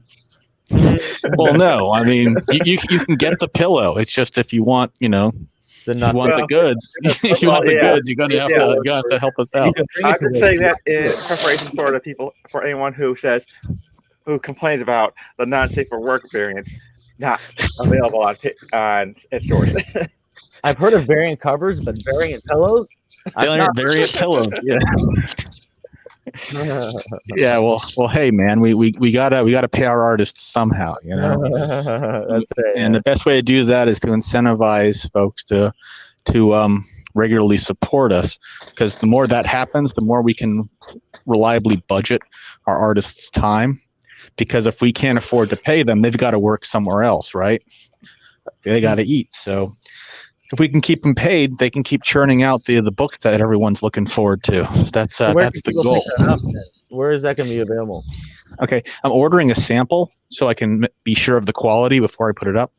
But at mythomerch.com, that's our Shopify storefront. Is that a new site? No, it's been up for a while. We've been doing some test marketing with it. There's a whole bunch of merchandise you can purchase over there at mythomerch.com. I'll send a link right now. You can get mugs, you can get shirts, you can get blankets, you can get phone cases, you can get puzzles.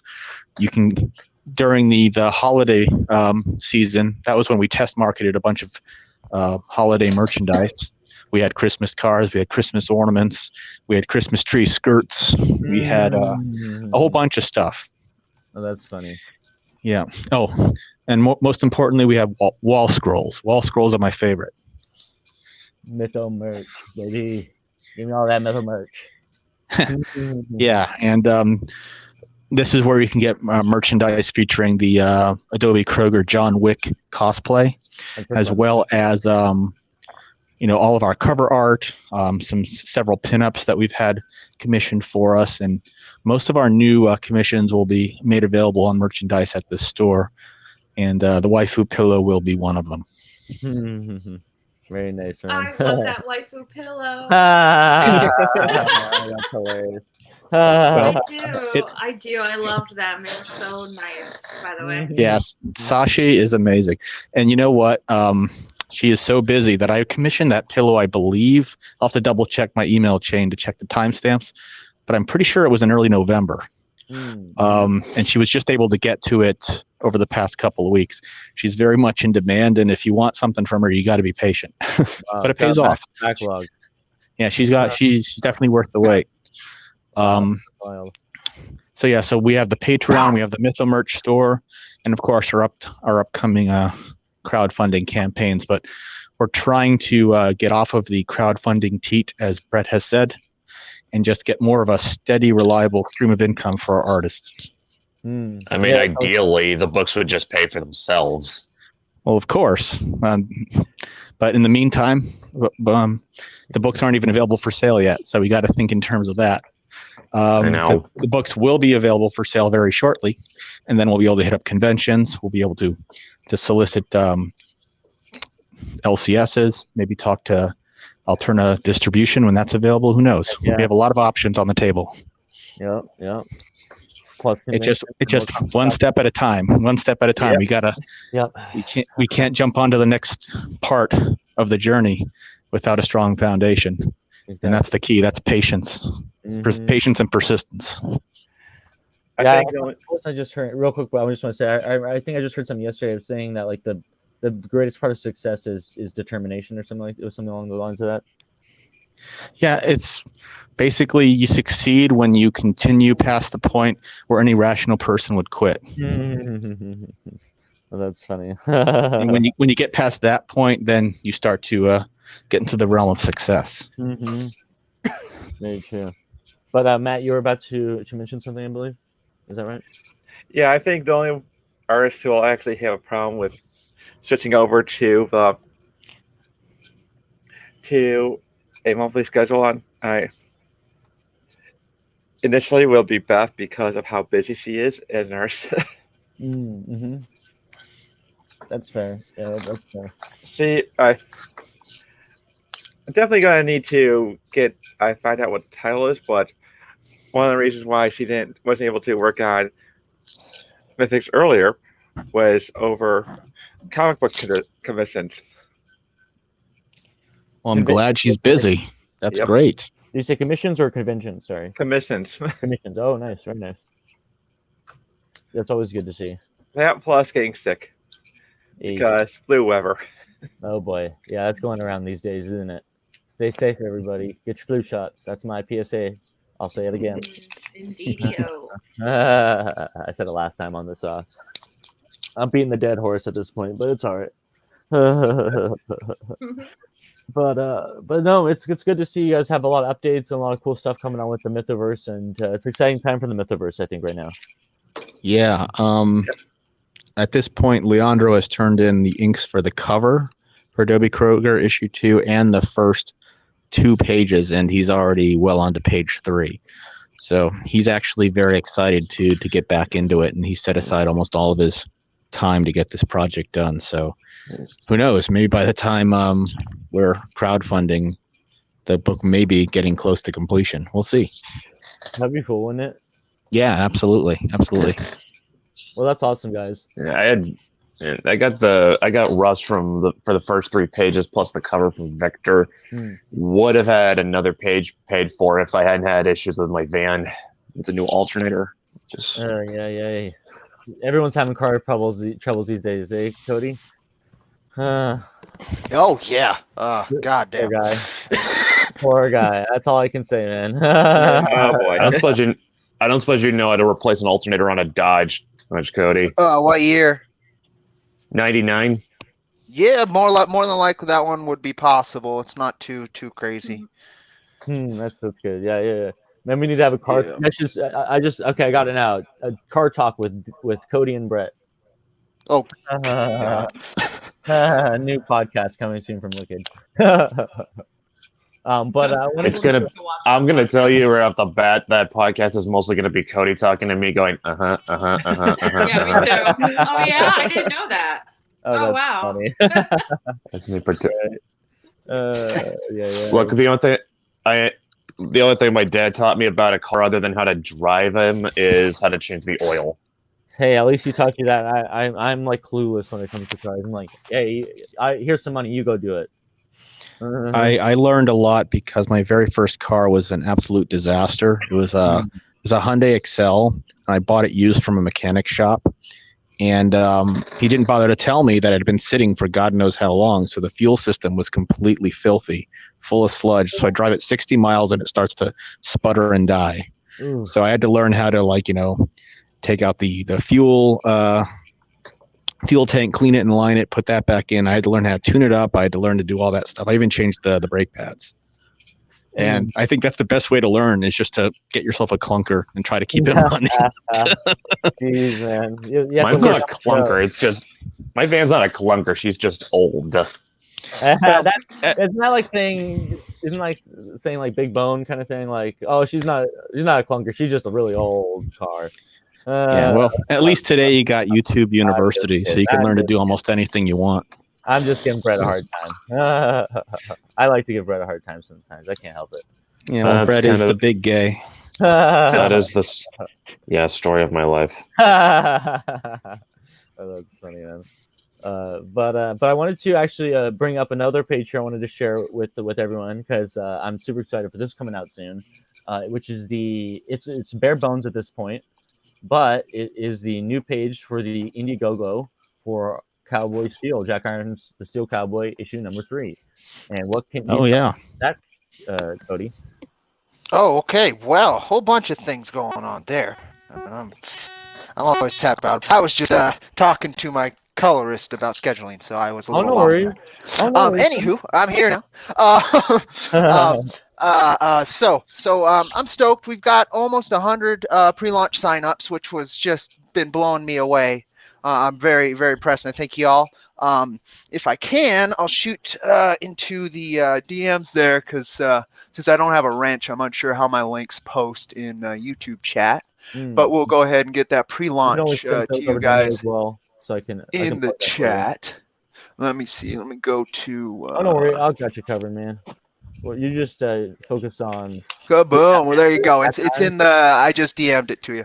Anyway, so biggest news with that is so we should have about 3 pages inked and going for the campaign when you guys get to look at it. Hopefully you'll see kind of where we're going.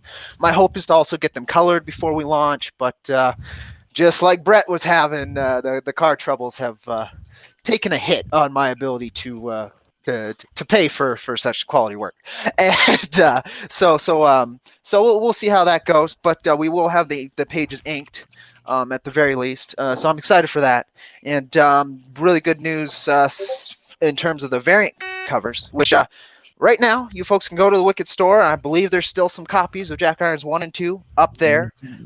First editions, you're not going to be able to get them any other time anywhere else. So grab them while they're there. There wasn't a whole bunch of them there, and I'm not sure how many are left. I'll have to update you today because they've been going pretty fast, man. Yeah, that's what I was hoping, and so we'll see.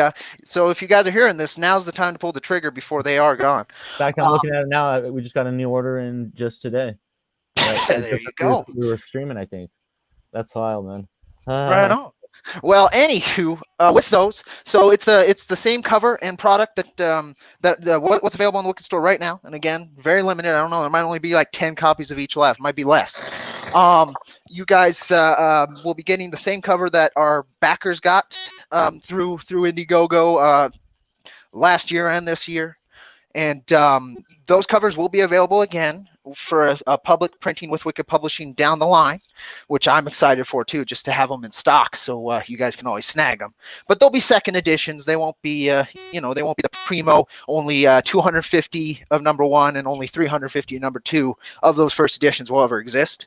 So hopefully that adds some collector value for you folks who are into that angle of comic books.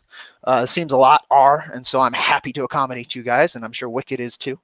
And anywho, how that works into the campaign is to incentivize folks to also get 1 and 2 through the campaign, or to also get, if they're getting it through the campaign, to also get 1 and 2 from the Wikid store, is we're doing exclusive variant covers for issue 1 and 2 with issue number 3's campaign.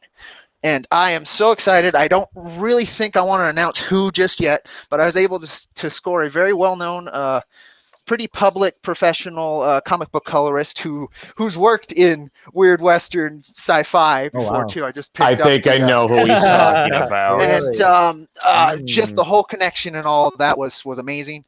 I just want to let people know, if you're in comics and you have something, I've seen Brian from Rags again. We'll talk about him again for a second. Basically just try anything. If it's a good idea, just go for it. The worst you're going to get is a no.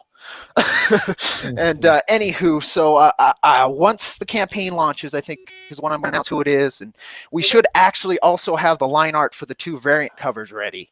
And if that's the case, we might have the coloring for those within the duration of the campaign, which would be great. But again, I'm working with this guy's schedule, and it's very well booked. And there was, he needed to get permission from Papa Marvel to do it. So that was the trip.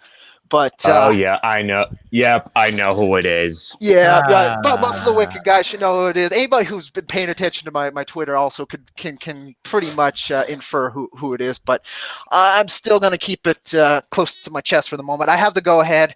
I also need to mention the person who lets him work on other things besides just Marvel stuff when I get there. So anywho, so I'm excited for that. I can't wait to let folks know, because it is another weird Western pedigree I get to put on our covers for our first variant covers. Those 2 covers will only be available during this campaign. We're not going to reprint them. We're not going to use them as prints. We're not going to do anything else except for maybe down the line if we do a cover gallery or something. That's just how it goes. But in terms of being printed on our books, this is going to be the only chance to get those. Hopefully I'll work with this guy more down the line, but it might not. So make sure you sign up to that pre-launch page so you know when we launch. Get a hold of some exclusive Jack Iron stuff. And also continue the journey. Issue number 3's got more action. It really is the beginning of the actual story, where we're done with the background and we're done with the history, and now we're moving into why you're reading this. And I really hope we hit a good mark. I'm excited. The preview pages Maxie's got in, I believe I've shared here and there with folks at Wikid, but I'll be sharing more a little bit closer to launch. Again, I gotta work with what I got, so I gotta tease the best way I can. So I'm trying to tease less. Maxie's really he wants to play things closer to the chest, and I'm of one where I'd rather give the most info to people so they can make the most informed decision. And so finding the balance there between surprise and marketing. And, that's tough. Yeah, it's a trip, but I'm looking forward to everything about it. I wanted to launch early in February. That didn't work out, which is fine. we're going to try sometime between mid and late February. That's why it's important you sign up to the Indiegogo pre-launch page so you guys will know directly from me when we're going. Of course, I'll be hyping up the campaign for days before. It will launch on a Monday or a Tuesday, most likely a Tuesday. Just keep your sights on the old Rusty Ironverse Comics trail because something's coming down the line here pretty soon. That's awesome, man. Definitely. So, real quick, is there any way you could jump out and come back in, Cody? You're actually getting some external beeping, I guess. It might be me walking around. It's a wireless mic. Is this any better? Not sure. It's kind of intermittent. It's not. It's kind of cuts in and out. I didn't want to interrupt you. Yeah, that's also flow, this man. mic. Apologies. You know? No, it's all good, man. But you were going so well. I didn't want to just cut in and interrupt the flow. I appreciate as long as some of it was listenable. I think so. I mean, I got all. Yeah, I think it was fine. It wasn't too bad, honestly. Coffee's got me going today too. So yeah. I'm not sure I would have described it as infernal necessarily. It's a little far for me, but I get where Kara's coming from, you know. I didn't even hear anything. Oh, good. Yeah, I'm hearing a little bit on my end, but it's not too bad. Man. But no, I'm super excited about your campaign. I'm super excited to see your next issue. Obviously, you know, you were the first comic that we signed on at Wikid, and so we've been working together for a while now.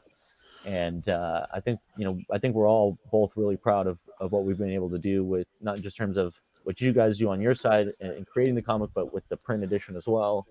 So I can't wait to see what comes next for Ironverse Comics. Well, if you guys want a little treat, I'll shoot you because we'll just show it during this podcast. I'll shoot you page 2 of issue 3 in progress if you'd like, and we can screen share that. Nice, man. That'd be dope. Yeah, send that away. Yeah, man. let me pull that on up. DC preview in here. Yeah, a little bit of an exclusive. Just a second. You guys have seen parts of it. In fact, my icon is a colored panel from it. But let's see if I can find it easily. I'm gonna go ahead. I guess I'll just shoot it to your to where I shot the campaign link there.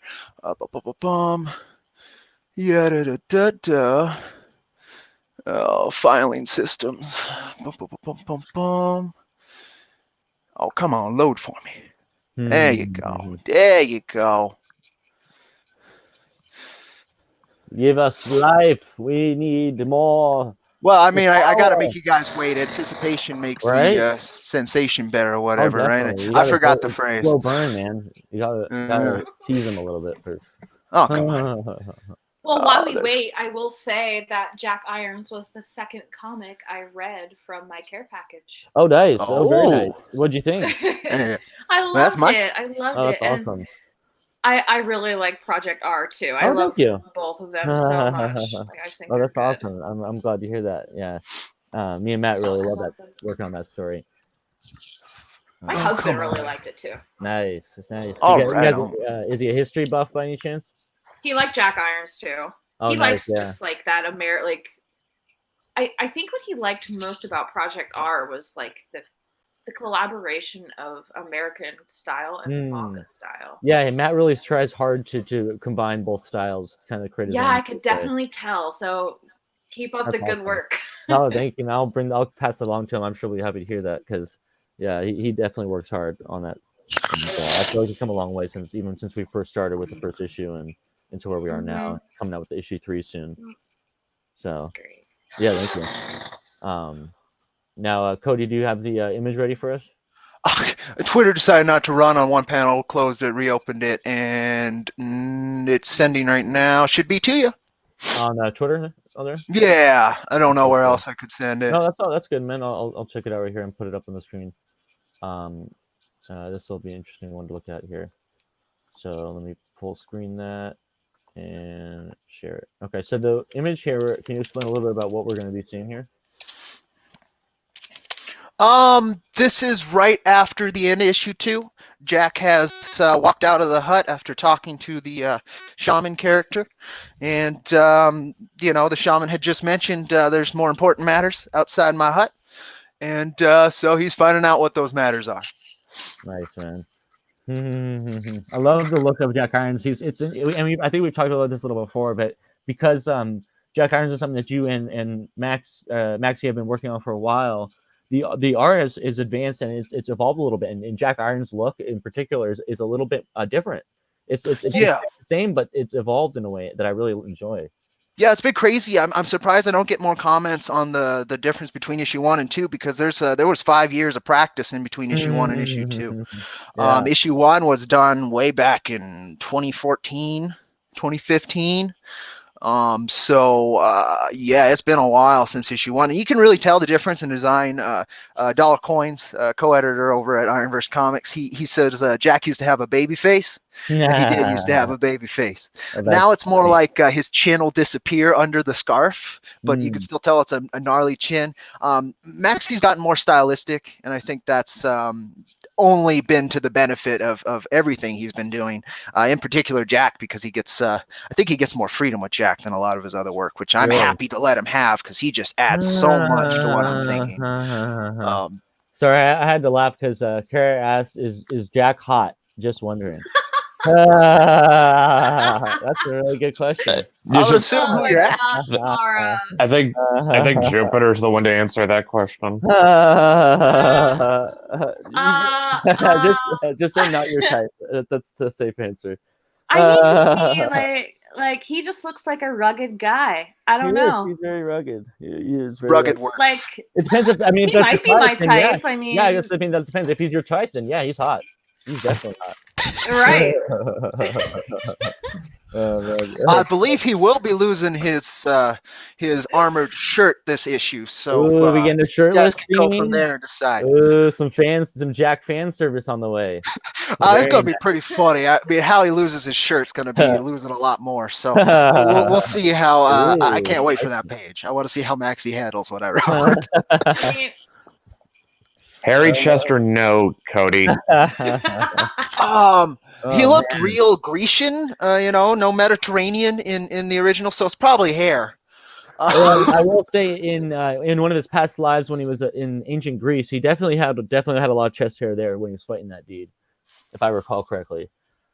Yeah, I would assume. Yeah, I mean, rugged. We'll go through. I don't know if he's going, werewolf, Robin Williams-esque levels, but there's probably some. Harry Chest and scars. They like Jack. Scars would not be eyebrow wiggle. Ooh, and an approval from Nicholas. So people are liking these Jack, man. No scars. No scars. How Jack's immortality is why there's no scars. Why he wouldn't age past a certain point. All those things are linked. Can't wait to get into those, but that's a little bit off. In fact, that's post first arc. First arc's just gonna tease a lot, and hopefully people want a second and more. Well, they definitely want more of Jack. So yeah, I definitely feel that way too. Give me all of Jack, man. Shirtless, whatever you got, man. Yeah, let's just all have them. Right, exactly. Hey, where's my Jack Irons body pillow? I need a Jack Irons body pillow. Yeah, what the heck? I'll get that body pillow. Can he be I could do that. You could, man. Stretch goal, right? Oh my gosh. Right? Yeah, it could be, as they were saying, Patreon exclusive, get that not safe for work version of the Jack Irons in there.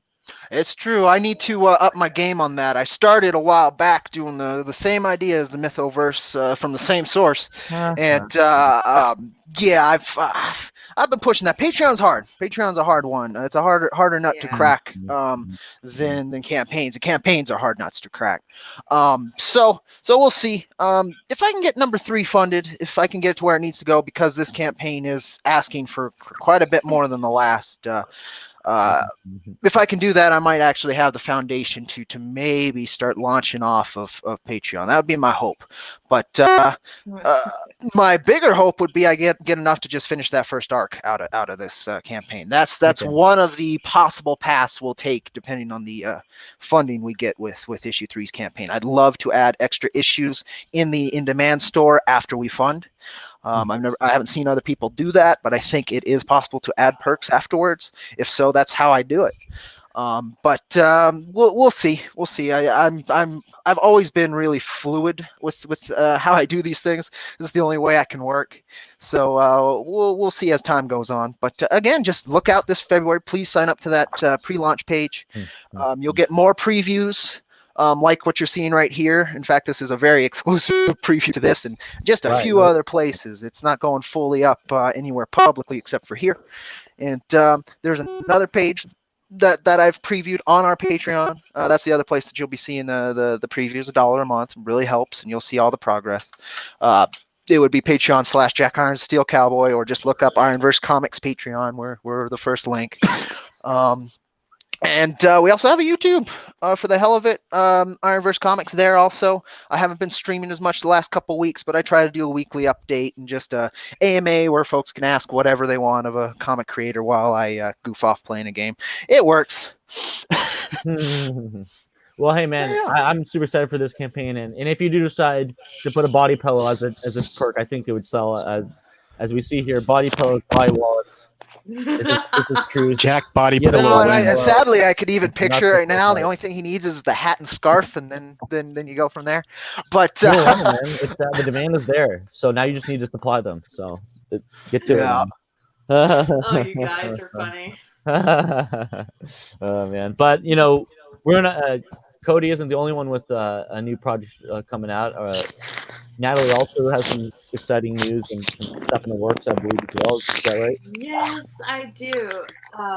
Well, number one, starring is a little delayed at the moment because of the incident that happened in the Philippines, which was awful. But luckily, everything is slowing down, and we are back to getting some illustrations. And I know Erie's internet is back for working, and and she actually was working while it was happening. Which was wow, that's amazing.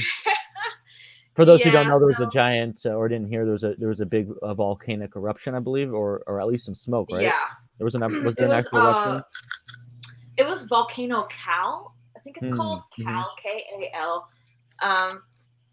And it was pretty like kind of, I guess, random. It just kind of happened out of nowhere. I mean, they didn't even see the warning. I don't know if there's warnings for something like that, but it's hard probably to get too much warned. So it was just kind of abrupt and out of nowhere.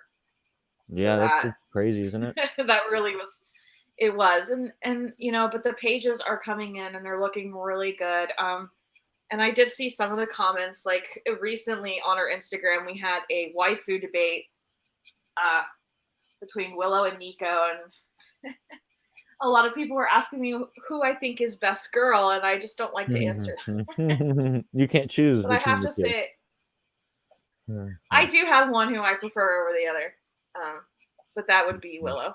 Honestly, Willow is best girl in my eyes.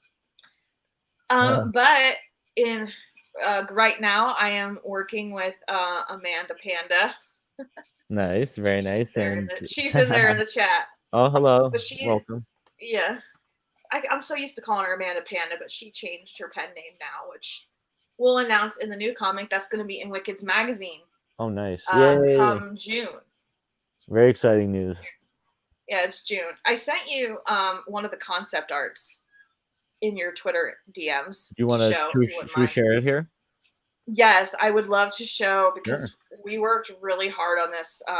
It took Amanda and I pretty much all day to come up with this concept, and I think the main reason why it was hair. It was the hair that was the problem. Hair's tough. It's a tough one, honestly. It is, because no matter what I did, she resembled a lot of Willow, which is fine. But we wanted her to look different, but still have like that starring look to her, because I like all my characters to connect in that way, even if they're not in the same comic or from that. Like, there's even some starring Easter eggs on the character already. But her name's Gia, and we are. It's the comic is called The Vermilion Figment. The writing is always the hardest part. Yes, it is. No, that's for sure. Yeah, writing is definitely tough, but I think you did a couple reworks on the script, and I think you really nailed it down. It was a tough story you were trying to do. because what happened was when I rewrote it 4 times, all within a weekend.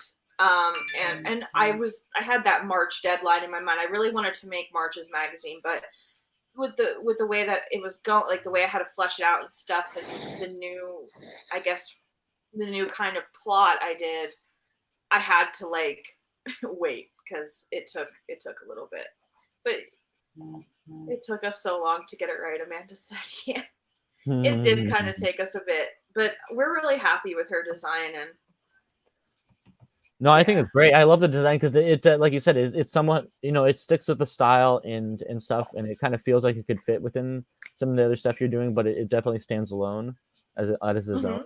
And I think that's great for like a new story to introduce into the magazine. Yeah, I'm real excited for it. And like we've decided, it's going to be broken down into 2 parts. So you'll have a part 1, and then I guess when the next magazine comes out, there will be a part 2. Exactly. So it's just kind of something that it's just a little short comic. It is a one-shot, so this is it. But I'm really starting to enjoy this comic. At first, it was really tough. Yeah. Yeah, I think we're gonna be excited to see this kind of story you've crafted and kind of really get to know these characters, because I think when it comes down to it, this is a story about 2 characters and their story, and the story of these 2 and their relationship together in a way. So it's I think it's a really nice story and heartfelt, very heartfelt. Yeah, it was. I put a lot of myself into these characters too, and I kind of do that with a lot of my characters, because I feel like if you know anyone better, you know yourself the best. So you're easy to write about. Oh, that's funny. Yeah. No, that's awesome. But, that's great. We're real excited. We're actually going to be working on the cover, which will be announced on our Instagram in the next couple of weeks. Which we're excited for. I'm real excited to see these covers. We have a couple covers in mind that we might do for it, and even for down the line as well. Use it for something. No, yeah, definitely. Yeah, it's gonna be exciting to see that. And we should note that because it's gonna be part of the magazine, it will be read more traditional American left to right style. Yeah, which will be new for me. This will be. I'm gonna have to like readjust myself. Oh, that's funny. Yeah, it'll be good practice for you, probably. Yeah, and if you look closely at the character, you can find a starring Easter egg. Oh, really? I know some people might be able to find it. It's interesting that is it part of her clothing, perhaps, like the skirt? Yes, design? it's in her clothing. Yes. Okay, that's interesting. I could see. I have a few things I could see almost. Like there's like a scarf. It looks like there could be potentially a crescent moon shape there. I'm not sure. Maybe I'm looking too much into that. Yeah, that's a crescent moon. That's exactly the Easter egg. I caught it, man. First try. Oh, that's awesome. Oh, that's cool, man. I think I kind of made it a little obvious, but I don't. I had to look for it. My first guess was actually the golden sun, but I thought that was too obvious, and so that's kind of why I went for the other one a little bit more. Yeah. But yeah, that's cool. I love little Easter eggs like that, and when you're able to pick them out and stuff and see those. There's a ton of symbolism in the Vermilion Figment, guys. It is loaded with symbolism and hidden messages and all kinds of stuff, which is why I kind of think it was really hard for me to write, because I really wanted to put those implements in, but it's like hard to kind of keep it hidden at the same time. Like you have to walk that fine balance. Because you don't want to make it too oblivious. Yeah, exactly. It's like because it's like on the one hand, if you go too obvious, it's like, oh, it's right in your face, and then people see it right away. But if you go too obscure, then they may not see it at all. So it is a very fine line. And I made her a little different from my normal characters. Like usually my characters are more voluptuous. but we actually went the opposite route. We made her a little bit more petite and blonde, which was a brand new thing. I mean, Willow is blonde, but it's not like platinum blonde. Like, true. I really want it like your typical anime girl trope. What do you mean exactly? Like your blonde hair, blue eyed kind of girl. Kind of like that you see. a little bit full of herself, maybe. Yes, exactly. That's exactly what she's like. Spoiler. but overall, it's been really fun, and working with Amanda, she's so she communicates, and that's like one thing that's like big with me when I work with artists is just like I really want people to communicate with me because I like to put those hidden things, like especially in the panels too when I do comics, so I like to know where everything is going. but I have to admit, like, I've never had one artist where we couldn't communicate. Like every artist I've worked with, even from the very beginning, has just been awesome. And I mean, even ones that I didn't get to work with that I just kind of met through the vine, I guess, just finding artists. And I'm actually another project I'm sort of working on. I'm involved in, I should say, is Nocturnal Games in the chat is writing a comic called Misfits. And one of the previous we're actually trying to get a previous artist that I communicated with to get on it as well. And his name's Jordan, and that's going to be really fun. And I'm kind of helping with the writing and some of the symbolism, I guess he said. That's awesome. So you got a lot going on, it sounds like. Yeah, we're coming to the end though. The final end for starring episode 1. It's going to be on the webtoon. The webtoon version is going to be different, slightly different than the version we're getting from Wikid. So yeah, you could read the webtoon version. However, the version from Wikid is like the longer. It's going to be the longer one. It's going to be. It has even going to have an extra chapter. So that's something to look forward to when it comes to crowdfunding. And we didn't get started on that yet because there's a lot going on right now. I didn't really get started on crowdfunding ideas just yet, but that's one of the things I'm ready to offer for starring is that extra chapter, which is coming to the end. So. Well, yeah, we'll be getting starring up on the store in the near future, as well as looking out for crowdfunding stuff for that series. Yeah, I'm really excited for that. Yeah, it'll be my first one, so I'm a little nervous, but I'm really excited too. I think you'll do great, and I think with your comic, you've got something really awesome here, and you've already building up a great fan base, so you're already putting in the groundwork to make it a success. That's something the Nickel guys really worked on as well. It's just built kind of getting yourself out there before just launching a campaign can help a lot drive the exactly forward. Yeah. I wanted to show you also. I have one more thing to show if you wouldn't mind. Sure. Yeah, no, definitely. We had we just had hit 1,000 followers on our Instagram. Which we hit that in a pretty, I think a pretty decent amount of time. And I stopped putting a little effort into the Instagram for a while. But we made it to 1,000 followers in, I think, only about 4 or 5 months, which was really awesome. And we got that commission made by Davion, which I really loved. And I really enjoyed that because Nico's awesome. I'll pull it up right now. Yeah, that was really cool, and it was nice to see that kind of a commission. I think definitely the artist really pulled it off well. Here it is. A big thank you. A little bit of fan service in there. It's wholesome, like because when I was communicating with. Hey, I think it's fine, so I don't have a problem with it. I was talking with the artist and I was like a little wholesome fan service. Oh, thank you, Kevin. You like wholesome fan service? Yeah, I like wholesome fan service. Oh, that's funny. That's a thing. There's wholesome fan service, and then there's fairy tale fan service. So it is definitely a thing. Or High School DxD Fairy Tail fan service. Trust me, dude. Fairy Tail might look innocent, but I've watched the show for a while, and they put their female characters into too many random situations where their clothes get knocked off. It doesn't make. I'm just saying. I've seen more than my fair share of ecchi anime in my day. Well, that's fair. I mean, it's nothing like that necessarily.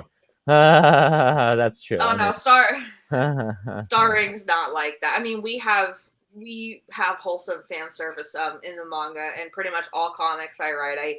I do incorporate a lot of wholesome fan service, and one of the I guess inspirations for that was the quintessential quintuplets for me, because it's so wholesome, but there is just light fan service as well that just adds like the little touches to it, like here and there. It ain't like over the top. No, that's fair, and I think this one looks good. You know, this art turned out really good. And the is that a tattoo then, or is that something more magical, perhaps? That on leg Nico's leg is actually called their branding, which I do get into in the manga. Oh, nice. So no spoilers. Obviously, we can't get into that. Yeah, right I could say what it is. It's called branding. But that's all I'm gonna say. Fair enough. That's not revealed for a long while. A long time. So. Oh wow. Okay. Dang. Well, I love how you've layered in certain little elements like that, kind of to kind of entice readers to keep going and to want to learn more about the characters in the world. Yeah. I'm actually from one of my good friends. I think it might have been a couple of people in this chat right now. Someone in this chat, or a couple of the people in this chat, had said to me, they said, when you hit when you get to a certain milestone, I really think you should get the starring emblem, the starring branding tattooed on you. And I just might. And that'd be cool. Yeah. That would be a fun tattoo, wouldn't it? It would. And I don't know if I'll use the original. There's two. There was the original branding symbol, and then Nari revamped it when I got plugged in with Iri and Nari. But I'll probably do the newer one. But I do appreciate that older one in a way as well. Well, that's pretty awesome, and it'd be kind of cool to have an actual tattoo representing your own work. You know, something like that. That's pretty awesome. Cody, when are you going to be picking up your Jack Irons tattoo? Well, once I have a logo, a symbol, a sigil, something that means enough to me. It means something. Maybe if Ironverse Comics finally gets its imprint logo done, that's a big possibility. Nice, but tattoos to me have always had. I'm glad how others are handling what I was just hearing. But they've always. To me, they needed to be something special, something meaningful to really put on you for what could be life. So what's more meaningful than Jack Irons to you, man? Right? Yeah, well, we'll see. I wouldn't mind. I wouldn't even do that as a gimmick if it sells books. But again, it's got to be the right thing. The current logo's a lot. I don't really want to sit there with a needle in my back that long. Fair enough. Now, Natalie, do you have any tattoos, or would this be your first tattoo? That would be my first tattoo. Your first tattoo as well. Oh, for me, no, absolutely not. I have 12 tattoos. And I have my son's name on my right wrist. I have decided that I'm not going to have any more children. And on my left wrist, I kept available on purpose. Maybe if I have another child, maybe down the road, I would do that. But my husband and I both decided we don't want any more children. So I was like, well, starring is like my kid, so I might as well put it on my left wrist. So that's awesome. See, when it's that meaningful to you, I think that's a great way to do it. You know, that's exactly what a tattoo should be all about. Something like Cody was saying, something meaningful to you. And if you have so many tattoos, you're like my sister. She has like a bazillion tattoos, and she always gets some more. She always wants some more. You know. I know. I have a bunch. I haven't gotten one in a really long time. So the starring one, I'm kind of with. I really want to go live on Twitter when I get it done. And I haven't hit the milestone just yet to get this tattoo, but I'm hitting it very soon. So looks like I'm going to be going to to get some ink. Very nice. Well, that's awesome. I love the art here, and congratulations on reaching your new followers. And excuse me, and exciting to hear about all the stuff you got going on as well. Thank you. I'm real excited for the project for Misfits too. My friend Kevin, he's really putting his all in this project, and it's going to be really cool. And I have a couple other friends that are doing some comics that are asking for my help as well. So I'm going to be busy these next couple months, especially with starring coming to a close, and we're going to have to like get all the dimensions ready for Webtoon now, you guys, and Manga Rock. So we're pretty excited. But remember, like, if you read starring on Webtoon, which is fine, but definitely pick up our prints further with Wikid, because we won't be doing Webtoon after the first episode, and it will be slightly different in our Wikid version. Right. No, that'll be interesting to see. Mm-hmm. But we are getting pretty much starting to wrap up here at the end of our time on the second segment. I'm going to see if anyone wants to jump on for a third segment and whatnot. Awesome. But why don't you guys tell us where people can follow you online, and so they can make sure they can follow all your stuff. It would be Instagram.com. We actually changed our handle because I'm making more comics. We had just turned it into J_Ripple_comics. And that's where you could find Instagram. We're a lot more active on Instagram. I use Twitter more for like just random stuff. So might as well just go to the Instagram. Oh, really? So you would you say Instagram is the number one place to go for it? Pretty much like that's where we post just mostly like starring new comic related content. So very nice. And news coming. Oh, we have the Twitter too for starring. Yes. I'm sorry. And, so you'll be having some news coming up on there soon, I would take it. Yes. Yeah. Do you mind sending me the link to the Instagram when you get a chance, actually, so I can plug it up on there? Yeah, I'll do it right now. Appreciate it. Sorry about that. No, it's okay. But yeah, no, I'm very excited to see what you guys do next. So you're always like you're another one of those creators like Matt, who's like always writing and always creating something new. I feel like you work very hard on that. Thank you. I'm really trying. I will admit, I had a very hard time writing this recent comic, but I stuck it out to the bitter end. It was taking my blood, sweat, and tears with it. I won't lie. And I kept sending it to Amanda, and I kept sending it to Kevin. I kept sending it. And I'm like, no, don't read it. Don't read it yet. It's not ready. And then I finally was like, okay, I'm done. I'm not doing this anymore. Oh, that's funny. Well, there's the definitely there's the Instagram, so check them out on there as well, and see all the cool images they've got up there. And thank you for joining us. We appreciate hearing all what you've got going on. Thank you. Thanks for showing up, everybody that came. Oh, definitely. We had a nice turnout today in the chat. I appreciate everyone hanging out and having so much fun with us today. And then Cody, what about you? Where can people follow you online? Well, on Twitter, I'm most active at cowboy_steel. You can always get a hold of me there, DM, whatever, tag me. I'm pretty active on there. YouTube, Ironverse Comics. Try to do at least one weekly live stream. Sometimes it's free, sometimes it's none.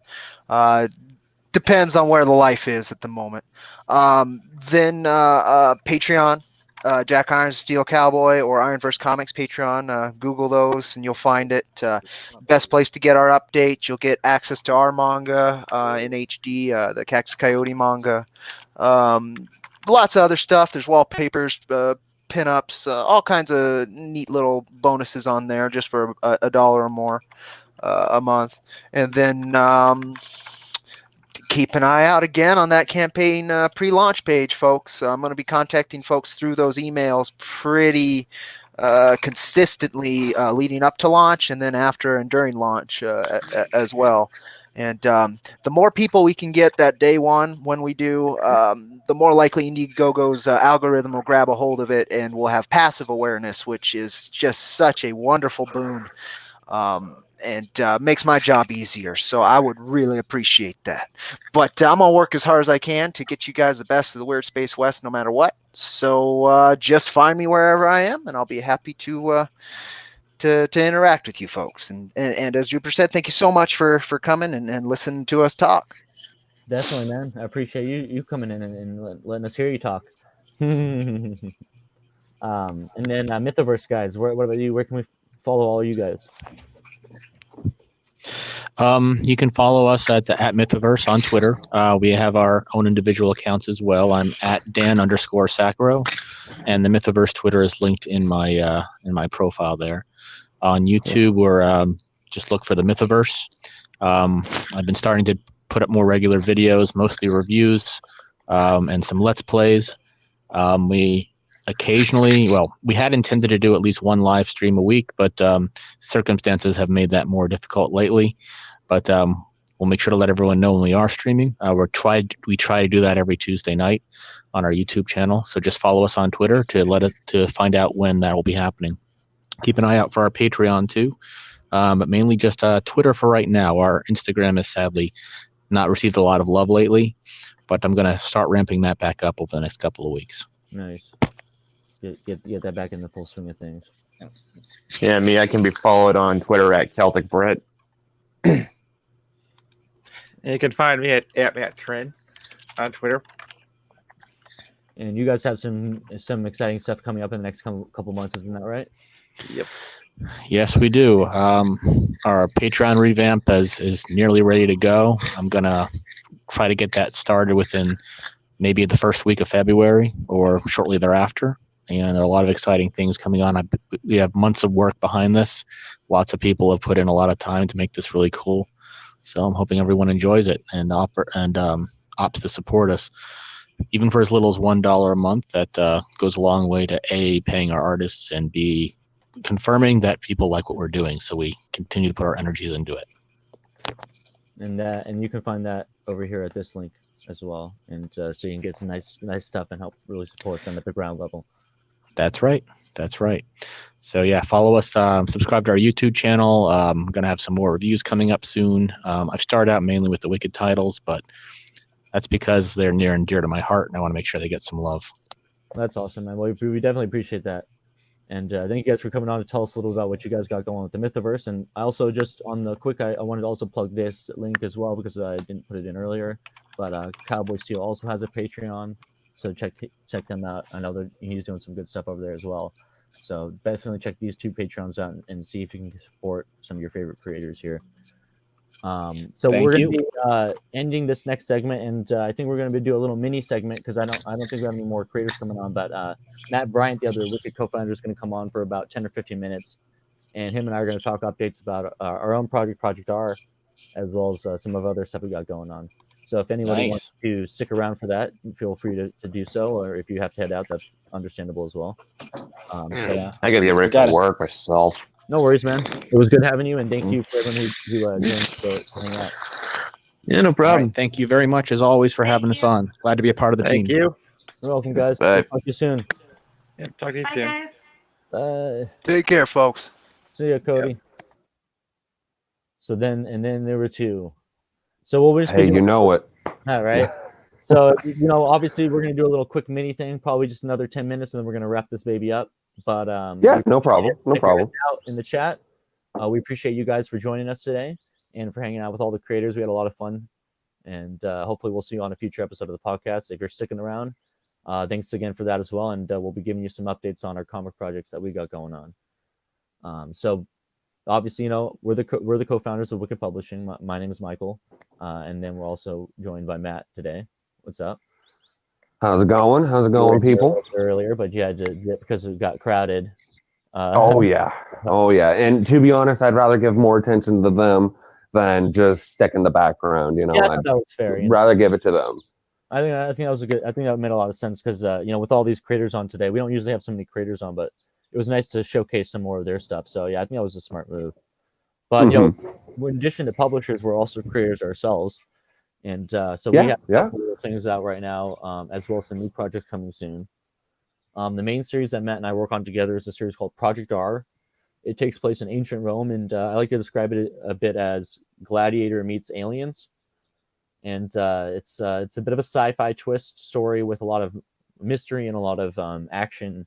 And we take a lot of inspiration from things like Berserk and some other other historical kind of things and stuff like that.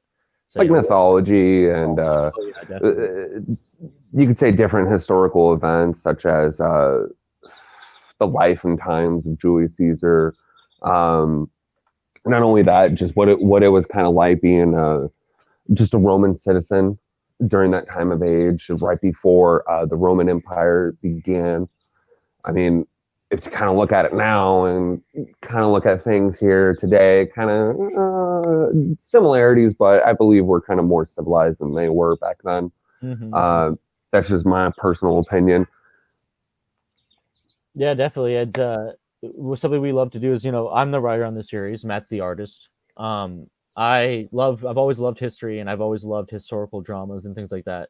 So I do a lot of research into ancient Rome and into kind of the world, the customs, the laws, the language. And I really try to bring across in the book just the actually feel of living in an ancient time in this amazingly huge, complex city that was Rome. And so something that I and Matt work on together, with the art, is that we try to really bring that across in the art and the writing. And so I personally think it's one of my favorite aspects of working on the series. And then we just throw in the sci-fi, the action, the drama, the mystery, all that stuff. We just throw it in on top as a way to kind of tie it all together. Oh, looks like we got another creator with us. Hey, Scott. Oh, I'm back. He's back. Hey, there we go.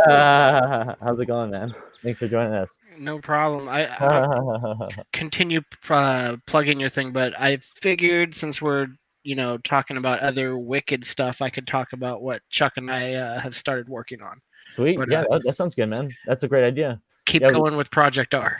Cool, man. Yeah, after we wrap up with Project R, we can talk a little about some of the other stuff, like you were saying. Mm-hmm. But yeah, no. So yeah, just with Project R, it's a very long, epic story. We worked on the story for about I would say 6 months before we started doing any of the writing or the art for it.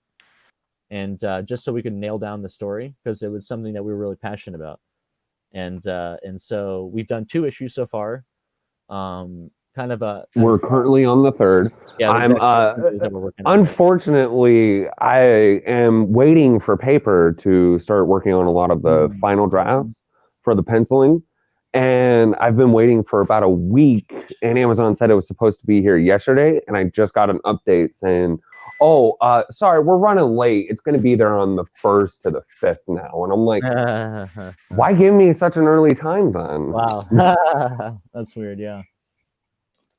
But hopefully that happens soon, man. Because it should be here within the next 2 days at least.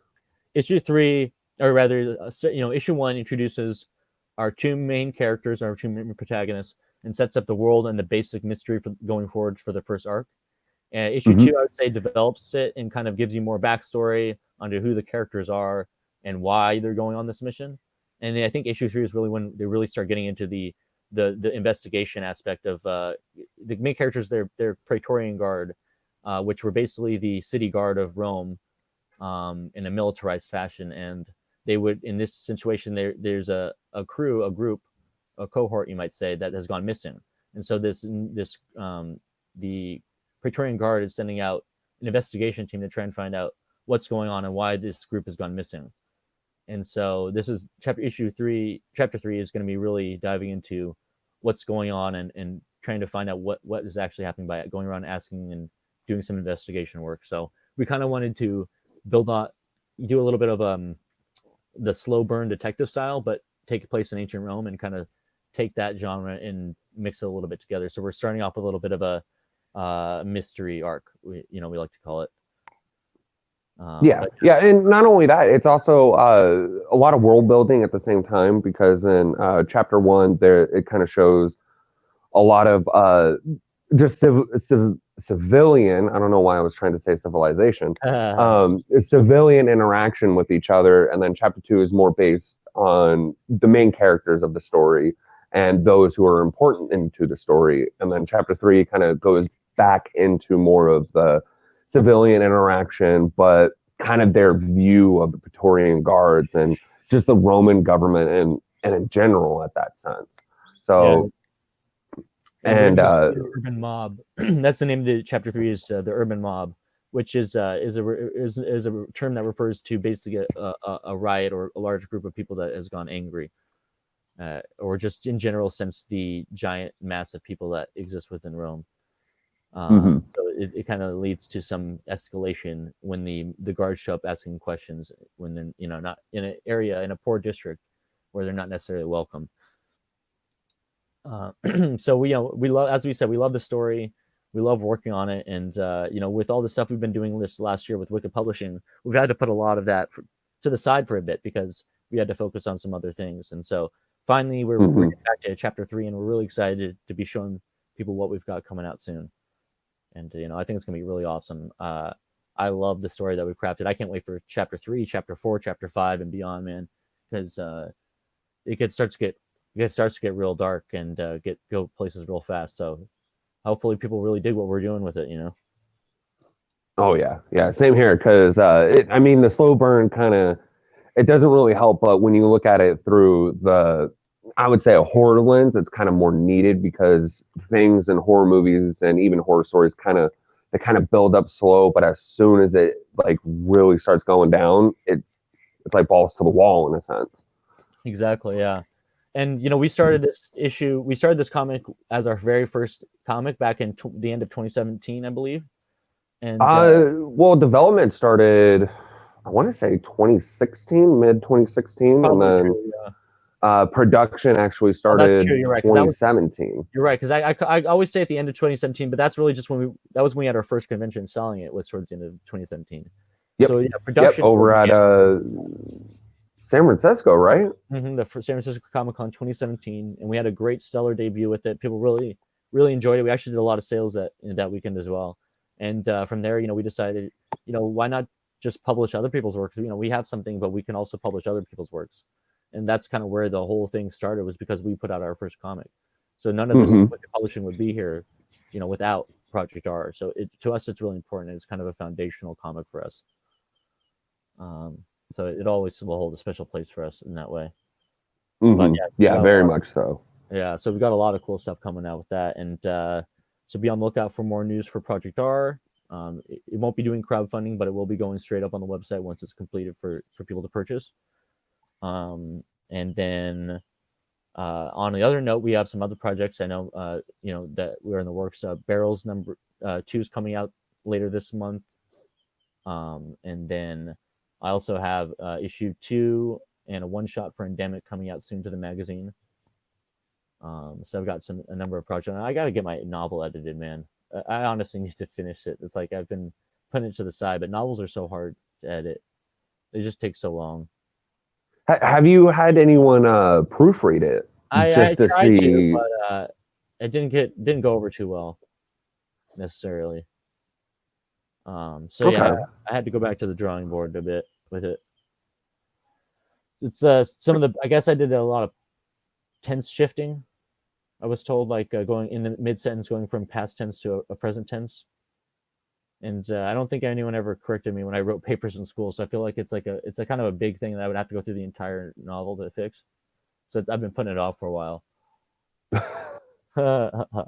Hey, I get it. I mean, with a lot of business stuff going on, even I've kind of put a few of my side projects more to the back burner just so I can kind of focus on Project R and then Wikid itself. Right. Yeah, I get that, man. It's definitely tough to be a creator and a publisher at the same time. You have so many. Oh yeah. But it's well worth it. It's very well worth it. And another thing that will be coming out with soon, probably not this next issue of the magazine, but I'm hoping to start it on the issue after that, is that Matt and I will be doing a gag manga called Paraphernalians, which is about the Wicked Lizard Wizard, who's the mascot character of Wikid Publishing. And I'll actually pull up an image because we got some really cool art in recently from that. Yeah, I believe we actually got our first fan art with him as well, from just showing off Drew's work for it. Exactly, man. Well, Drew, and then what we got after as well. It's kind of amazing. So I'm going to show Drew's first because I think Drew nailed it. And so this was she did. That we got as a nice little perk when we were part of when we backed the Wrath campaign. Scott's here. He had his campaign for Wrath the comic, and one of the perks was you could get a commission drawn by his concept artist, Drew Zell. And I think Drew really did an amazing job with it. Yeah, when you told me that's what's that, Scott? I think we lost you there, Scott. Yeah, we did. All right, can you hear me now? There you go. Yeah. Okay. Yeah, I was actually excited when not only that you picked that tier, but then what you showed me what you wanted. I'm like, oh, this is going to come out great. So. Yeah, no, you're right. It really did. I love the look of the character, and it definitely in that style looks so cool. It almost gave me an anime esque vibe to it. Well, Matt's original work was very Dragon Ball Z-esque. Interesting. I will say it did kind of. I was more or less inspired by Dragon Ball Z for a lot of my, you could say, reptilian or lizard work, because I don't know what it is, but the way that they drew the dragons, even in GT, they looked amazing. They looked really fucking cool to me. Now, and it could be because I was a kid back then, but I mean, every single other show that I've seen, they either go for more like Western Dragon style or total Eastern, where the Dragon Ball Z and Dragon Ball GT, especially GT, it kind of felt like a blend of both. Whereas the normal Dragon Ball dragon looks more like the Chinese dragon and the Japanese dragon. And then the Namekian kind of gives you more of that Western look, where it's still the same, but its structure with its arms and everything is more of what we typically see in Western style dragons, just minus the wings, of course. And then GT, in a sense, kind of blended both aspects and just created these. I want to say it was 7, but it could be 6 because I think all of them fused together and created the 7th dragon. I don't remember. It's been a real long time since I've watched GT. So, but all the versions of the different dragons, to me, it looked as if they kind of took all the different styles of dragons that we have in our world from mythology and everything, and just kind of created their own dragon based off of those. Is it this aspects. guy here in the middle that I'm showing on the screen there? Yeah, the one in the middle is the Namekian dragon from Dragon Ball Z, and if you can kind of tell with its back fin, and then the way that the structures of the arms are more shoulder proportion instead of by looking at Shinron on the right and even the left, where it shows more of the Chinese dragon arms, where they're kind of shorter, but it's because they mainly fly, so they don't need to really be on the ground, where it seems like with the Namekian, he's able to just go ahead and crawl on the ground if he wants. Mm-hmm. No, that makes sense. Yeah, that's really interesting. It's really interesting that you picked up on that, Scott. That was quite a good catch, honestly. Well, I'm a big fan of Dragon Ball Z, so. Hey man, I mean honestly, people born I would say 1980, mid to late 80s to all the way to like 2000. I mean, you got to know what Dragon Ball Z is. I mean, it was a worldwide phenomenon when that happened. Oh my god, that's seminal for me growing up. Like, I religiously watched that as a kid. I read the Dragon Ball books before I watched the show when I was even younger. And so, yeah, for me, it was a huge part of my childhood. I remember I caught it Scott. on network television on Sunday morning, and it was the first episode I saw was the Vegeta fight, and it was building up to the spirit bomb, and I was just like, I don't know what's happening or who these people are, but it looks really interesting. I'm going to keep watching it. Oh, that's hilarious.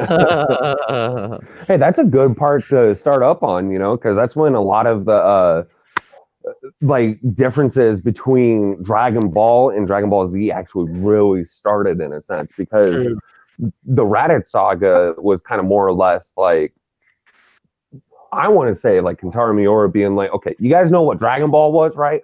Yeah, this is a whole different ball game. This is totally different, and that's kind of what introduced it. And then the Saiyan saga, where Vegeta and Nappa come to Earth, that's what really put it there, saying people like, hey, this is totally different than what you knew. and this is going to be better. I just remember what was it?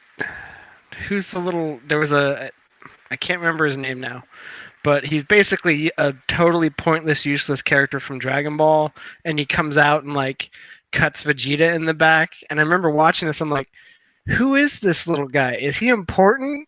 Is he gonna actually do anything? Yeah, Yajirobe, man. That's a Oh Yajirobe. God. I don't even know if he's in Super. I personally haven't really watched too much of Super. I probably watched both, all three movies of it. But as far as the show, I do need to catch up on it. Super's But fun. I like it. I know a lot of people don't necessarily like it too much, but I enjoy it for what it is. You know. From what I've heard from my roommate, who I believe is all caught up, because I think Tournament of Power was the last one, I think, the last saga, but he said it's awesome. He said it's a little bit more what GT is, but I think it's Akira Toriyama's version of what GT should have been. I agree, and I think what I like about it is it feels like Dragon Ball Z, but it feels like it's been updated for the times, in my opinion, a little bit. Yeah, I could see that, especially with a bunch of different animes using Akira Toriyama's version of escalation and how it's done, especially now, to where like almost every anime by the end of it has like a world destroying power. And it's like, come on, man. Well, I mean, can't someone just be like super smart and try to like dominate the world that way? I've seen it a few times. I know it can happen. Well, you know, something that I think I do, and I think that's a really interesting point you bring about the escalation, because something that I really enjoy, and not to get too much into spoilers if you haven't seen it, but with Dragon Ball Super, one, you get a new power level so that you're escalating that even further, and then two, you getting later on they get into the idea of the multiverse, which I think was a great, and gods and things. I think that's a great escalation from what we had in Dragon Ball Z. Oh yeah. Instead of just like I don't know what it is. I just kind of don't like the baby saga from GT in a sense, to where like, I mean, it was cool to see another Tuffle, you know, and kind of what happened with them after, because you don't really get to see what happens with them after the whole once when they take over Planet Vegeta, basically, or Planet Plant or whatever. I don't know the names. It's pretty confusing at this point for some of them. You're just like, if you don't remember, oh well. If anybody can correct me, that's perfectly fine. I'm totally down for that. I think we fell into a Dragon Ball Z and we got off topic. We did. It is technically off topic, but I like Dragon Ball Z. Well, I mean, it is a huge influence for, especially for me and Michael. You know, some of my favorite characters on the new show. His name is Hit, and he's awesome, dude. You gotta go check this show out because he's a badass character. So just go watch the show. Well, I was gonna say we still need to show off the other fan art for the Wicked Wizard. Oh yeah, true. Yes. I almost forgot about that. Didn't want to forget that guy's hard work. Right. I know that's a cool thing. That's why it's so interesting too, is because it just came out of nowhere. Like I knew the Drizel one was coming. This one I didn't see coming at all. It was just like completely out of left field. Yeah, that was. Well, really I think cool. it happened like just the day afterwards he posted it, because he was inspired by Drew's. I think from his post itself, he said he got inspired from her version and was like, I want to do my own. Right. Yeah, I thought that was really cool to see that, and then he also said he read our little blurb about the character, and was inspired as well. Here it is. So I love this version. It almost looks like a shamanistic look to it. And he has a really devious look to him. He almost reminds me of like, remember the old Disturbed mascot character? I almost want to say he reminds me of like the Jim Carrey mask character with the grin. I could totally I could see that. I could see that. I mean, to me, he looks like as if, I think it was like a 90s version of Lex Luthor, where they would kind of like show more of the facial expression back then. And whenever he had like a really evil scheme and everything, it kind of reminds me of that look. Yeah, it's really interesting. Like, I got you now, Superman. But he does also looks like he runs a head shop / comic book store. Exactly. Yeah. Hey, that's perfect though. That's perfect for paraphernalians. Right, and we can't wait because it's gonna be a gag manga, so we can totally break the fourth wall. And so you're gonna see he's gonna be selling Wicked comics in his store, and stuff like that. So it'll be a lot of fun little Easter eggs to look forward to as well. and just a lot of just gag stuff. And we even have a poll plot that we're gonna approach some of the creators about later on and see if anyone's down for it. But yeah, we're super excited to be introducing that to the magazine because I personally am I already technically on board for that plot? I'm not sure. I wouldn't doubt it. I wouldn't doubt it. Honestly, all I need to I want to get as many people as I can on board. So definitely, if you're down for it, then yes, I would say yes, you're in. Because I think me and Matt had a really fun idea for it, and we're really excited to get it out there. Really, really silly, but really, really fun at the same time. So yeah, so that'll be coming soon. More from that, and this art piece just looks good. Let me plug the artist real quick. Just that's Elemental. Yeah, definitely. Because I know I don't know if he's a comic artist or a concept artist, but he does really good work. Because I looked at a lot of his other work from his Twitter, and it is really good. Oh, yeah, it is really good. His line work is fantastic. Mm-hmm. Oh yeah, misspelled artist there. Oh god dang it! I apparently can't spell it. Artist Empire. So that's about all I have. Was there any other projects you wanted to kind of tease, Matt, before we get into what Scott was going to bring up? I am working on something for the magazine towards more of my other project that I'm working on personally, writing, writing,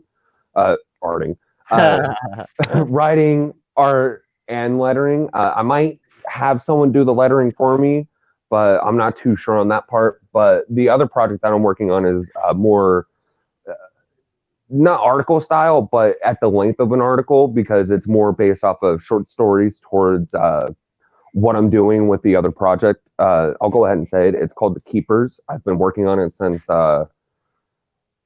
since I was like 18, so that's 11 years ago. But I've never felt that the story was really like perfect enough for me to really start working on it. I wanted to structure a few things before that.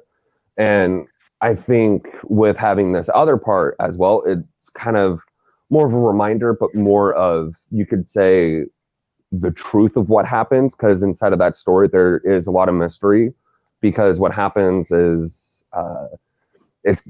it's kind of like a parallel world to ours, but there are differences and it causes these mysteries to kind of happen. And there is a person who records everything because he's someone who views time, and he lives out, not necessarily outside of time, but he views it differently than what we do. And so that's kind of more of the short story. It's kind of the truth off of certain events of what happens. So if you were to read The Keepers, there are certain parts where you can actually go back to the magazine and look through to those short stories and see the different view and possibly the truth of it all. And how it all connects back with what goes on in the future issues once that gets Yes. Yeah, no, I'm excited for it. Me and Matt have talked a lot about The Keepers, and so it's something that will be coming from Wikid Publishing in the future. But right now we're focusing on Project R, and we'll probably have more news on The Keepers down the line. But for now, really just really trying to get Project R out there, I think. Yeah. He's been working on for a while. So I know for Matt, personally for him, it's a big passion project for Matt, and whereas Project R is more of both of our passion projects together. So that it's kind of where we all got started, really, was when we were talking about this kind of early conversations and stuff. Mm-hmm. But yeah. So Scott, what's going on with you and Chuck? So I know you guys know this, but we've decided to start adding new shows to our YouTube channel here. One of those is Chuck and I enjoy playing Destiny together. So we're going to take that and kind of combine it with our pool of creators that we all know. And we're doing something called Fireteam Wikid, where we're going to play Destiny or other games with another creator and just kind of have fun and then talk about our projects in kind of a fun, lighthearted gaming environment. You'll see us doing goofy things in the game while also just talking about comics and other stuff like that.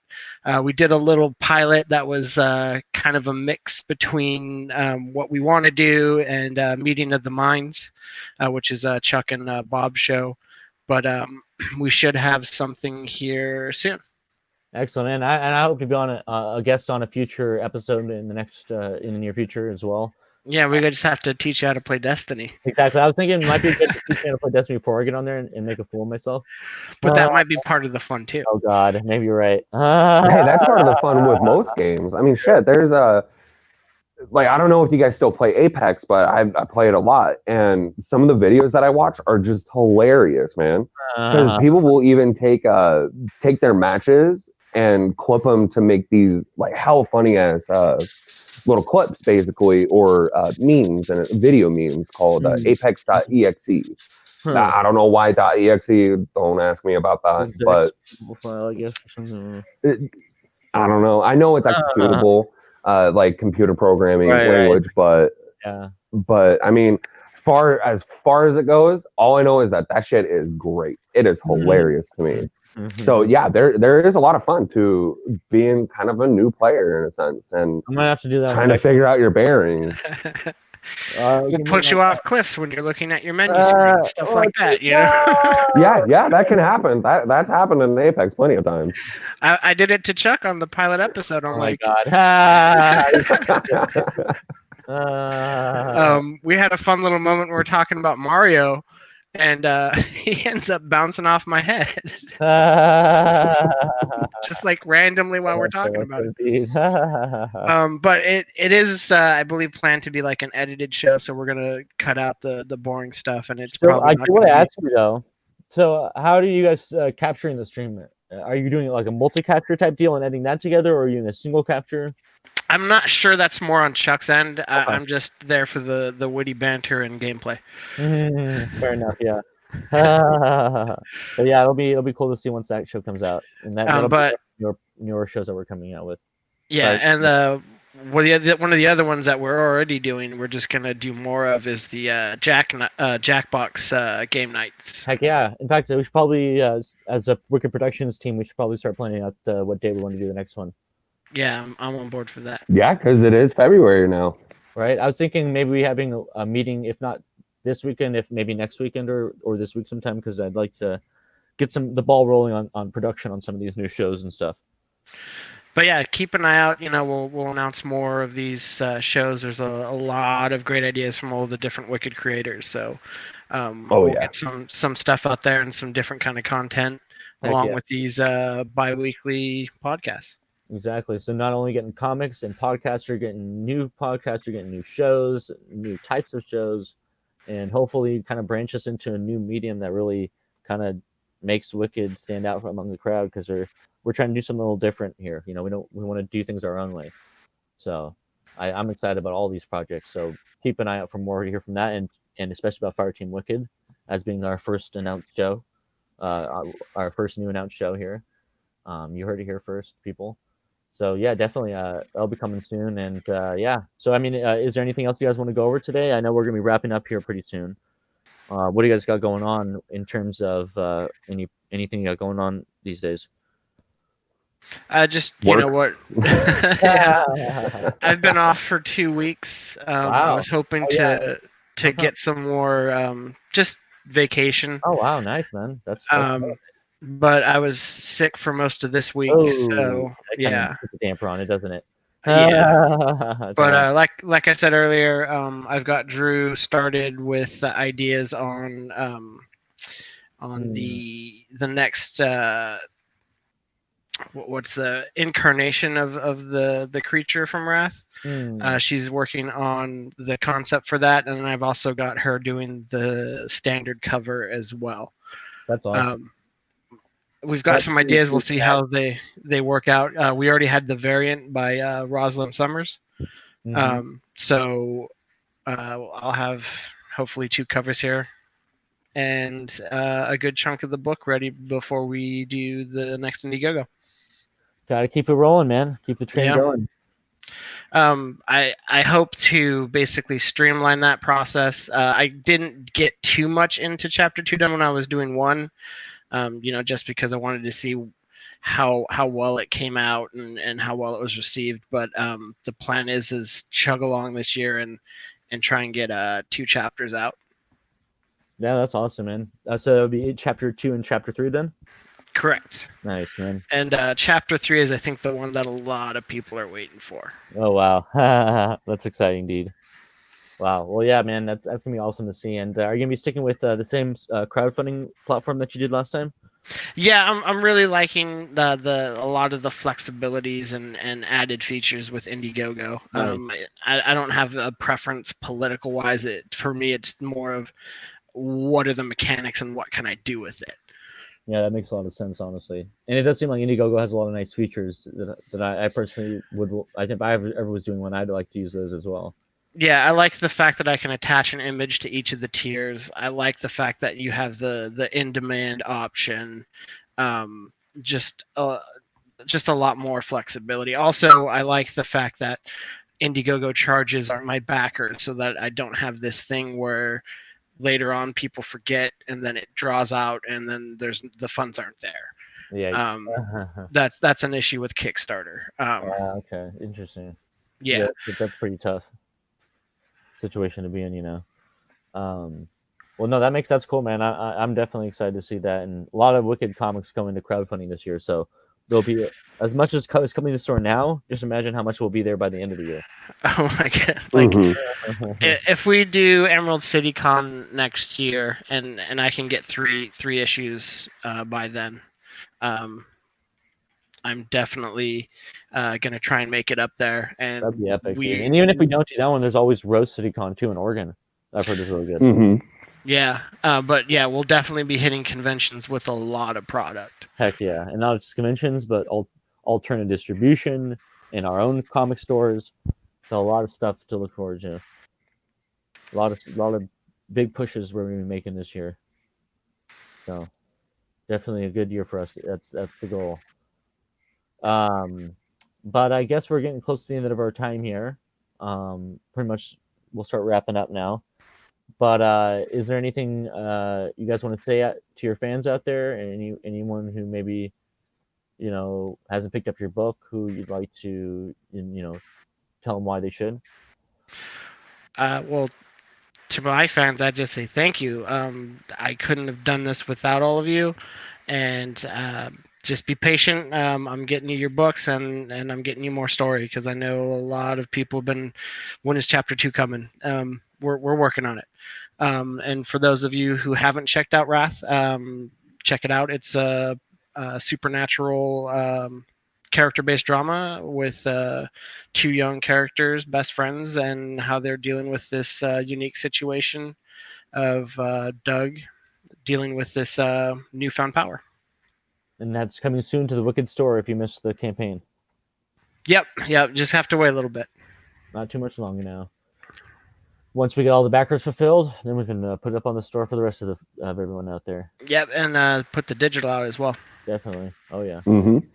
All right, guys. Well, thank you again for joining us with us and jumping on this little extra segment here. Me and Matt don't necessarily get a lot of time to talk about our own project and stuff, so it's kind of fun to be able to get to talk about those every now and then. And, yeah, it definitely is. Yeah, man. And be on the lookout for more Project R Chapter 3 coming soon. Be on the lookout for Paraphernalians coming soon to the Wikid magazine, as well as my own personal project, more barrels, more endemic, and also look out for the Keepers in the near future. And also hit that subscribe button so you can check out all those new shows that we were talking about. Yeah. Oh yeah. A lot of new stuff coming. Yeah, definitely keep your eyes open for those. Hell yeah, that's gonna be exciting stuff. So thank you all for joining us in the chat today. We had a lively show. And just before we head out, where can we follow you guys online, like Twitter and places, so we can make sure to keep up to date with all your projects? You can follow me on at Kish Kuman for Twitter, and then Instagram is at Wrath Graphic Novel. Nice. So have you been utilizing Instagram and whatnot? Like a lot of other people, it's fallen a little bit on the wayside. But once I start, pick it up, man. I'll be honest. It's more graphics driven. So once I've got new stuff to share, then that's where it's going to end up as well. That makes a lot of sense. Yeah, it being a more visual thing, I definitely get that. Yeah. And if you don't mind, could you send me the Instagram link through the chat when you get a chance, and I'll put that up. Yeah, let me see if I can find that. And then for our own personal projects, you can always follow us, or well, for all of our projects, really, you can follow us at Wikid Publishing. We post, we retweet and post a lot of stuff for our creators, and put a lot of stuff up there. And generally, it's a good place to find out what we got going on as a company and who we're publishing and things like that. So definitely follow us on there. Mm-hmm. And then for me, go ahead. I'm more active on Twitter these days, but if you want, go ahead and look me up by going to MattB_Sulos, SULOS. And you can follow me. I don't necessarily go on there as much these days, but I do sometimes post on my personal Twitter, which is at Nubguy, NUBGUI, and I'll occasionally put some stuff up there. But mostly these days, it's just been so busy with Wicked, it's hard to find time sometimes to get on the other one. But I manage. And then, of course, subscribe, as you said, subscribe to the YouTube channel. And if you don't mind, actually go check out our store, because we've basically put out all our comics on the store. We have Jack Irons right now in a limited quantity. 25. We had started with 25 issues, but they're going fast. And there's a limited edition first printing. And so yeah, I think just during the last segment with Cody, there was, I want to say, 2 orders for both right, issues. Dude, that's awesome. So it's like, they're going fast, and people are excited to see them on the store. Mm-hmm. So check it out. Go check us out. We even got our DC. Look, we got Drew's little lizard wizard as our icon there on the store. So, but yeah, so go check that out, man. We got a lot of good stuff on there, and a lot more coming soon. From comics, as you can see here, to We even have a few. We even still have some of the magazine available if you're interested in that as well. We have normal. I want to say normal prints on there still, right? Oh yeah, we got prints. We've got stickers, T-shirts, mugs, you name it. We got all sorts of goodies on there, all waiting for you to explore. But yeah, no, we got tons of cool prints. And what I like about the prints is a lot of times they're art that is not part of the book, so it's exclusive art that you can't just get by buying the book. If you want the art, you're gonna need to check out the prints, because they put in a lot of extra work and hard effort into it to make these. So definitely. So yeah, please check out the store. Obviously, because we're always open. Always open. Always. So again, appreciate everyone showing up today. And did you get that Instagram link for us, Scott? I sent you. It's kind of weird because it's mobile based, so you can't really link it. Mm-hmm. But you can just put the name out there. So on Instagram, type in at Rask Graphic Novel, and you should be able to find that on there. Yeah. Excellent. Well, thank you guys. I'll be talking to you guys soon. I'll probably be hitting up the Wicked Productions chat soon. We can get that meeting going and start some of these things going on it. But thanks again for everyone who watched today's episode. We really appreciate you joining us and following all our projects and backing when you can. And it just means a lot to us, and to see everyone's participation and to be having fun with us. So thank you again, guys. We'll see you on the next episode. Take care, guys. Have a great one, everyone. Stay wicked.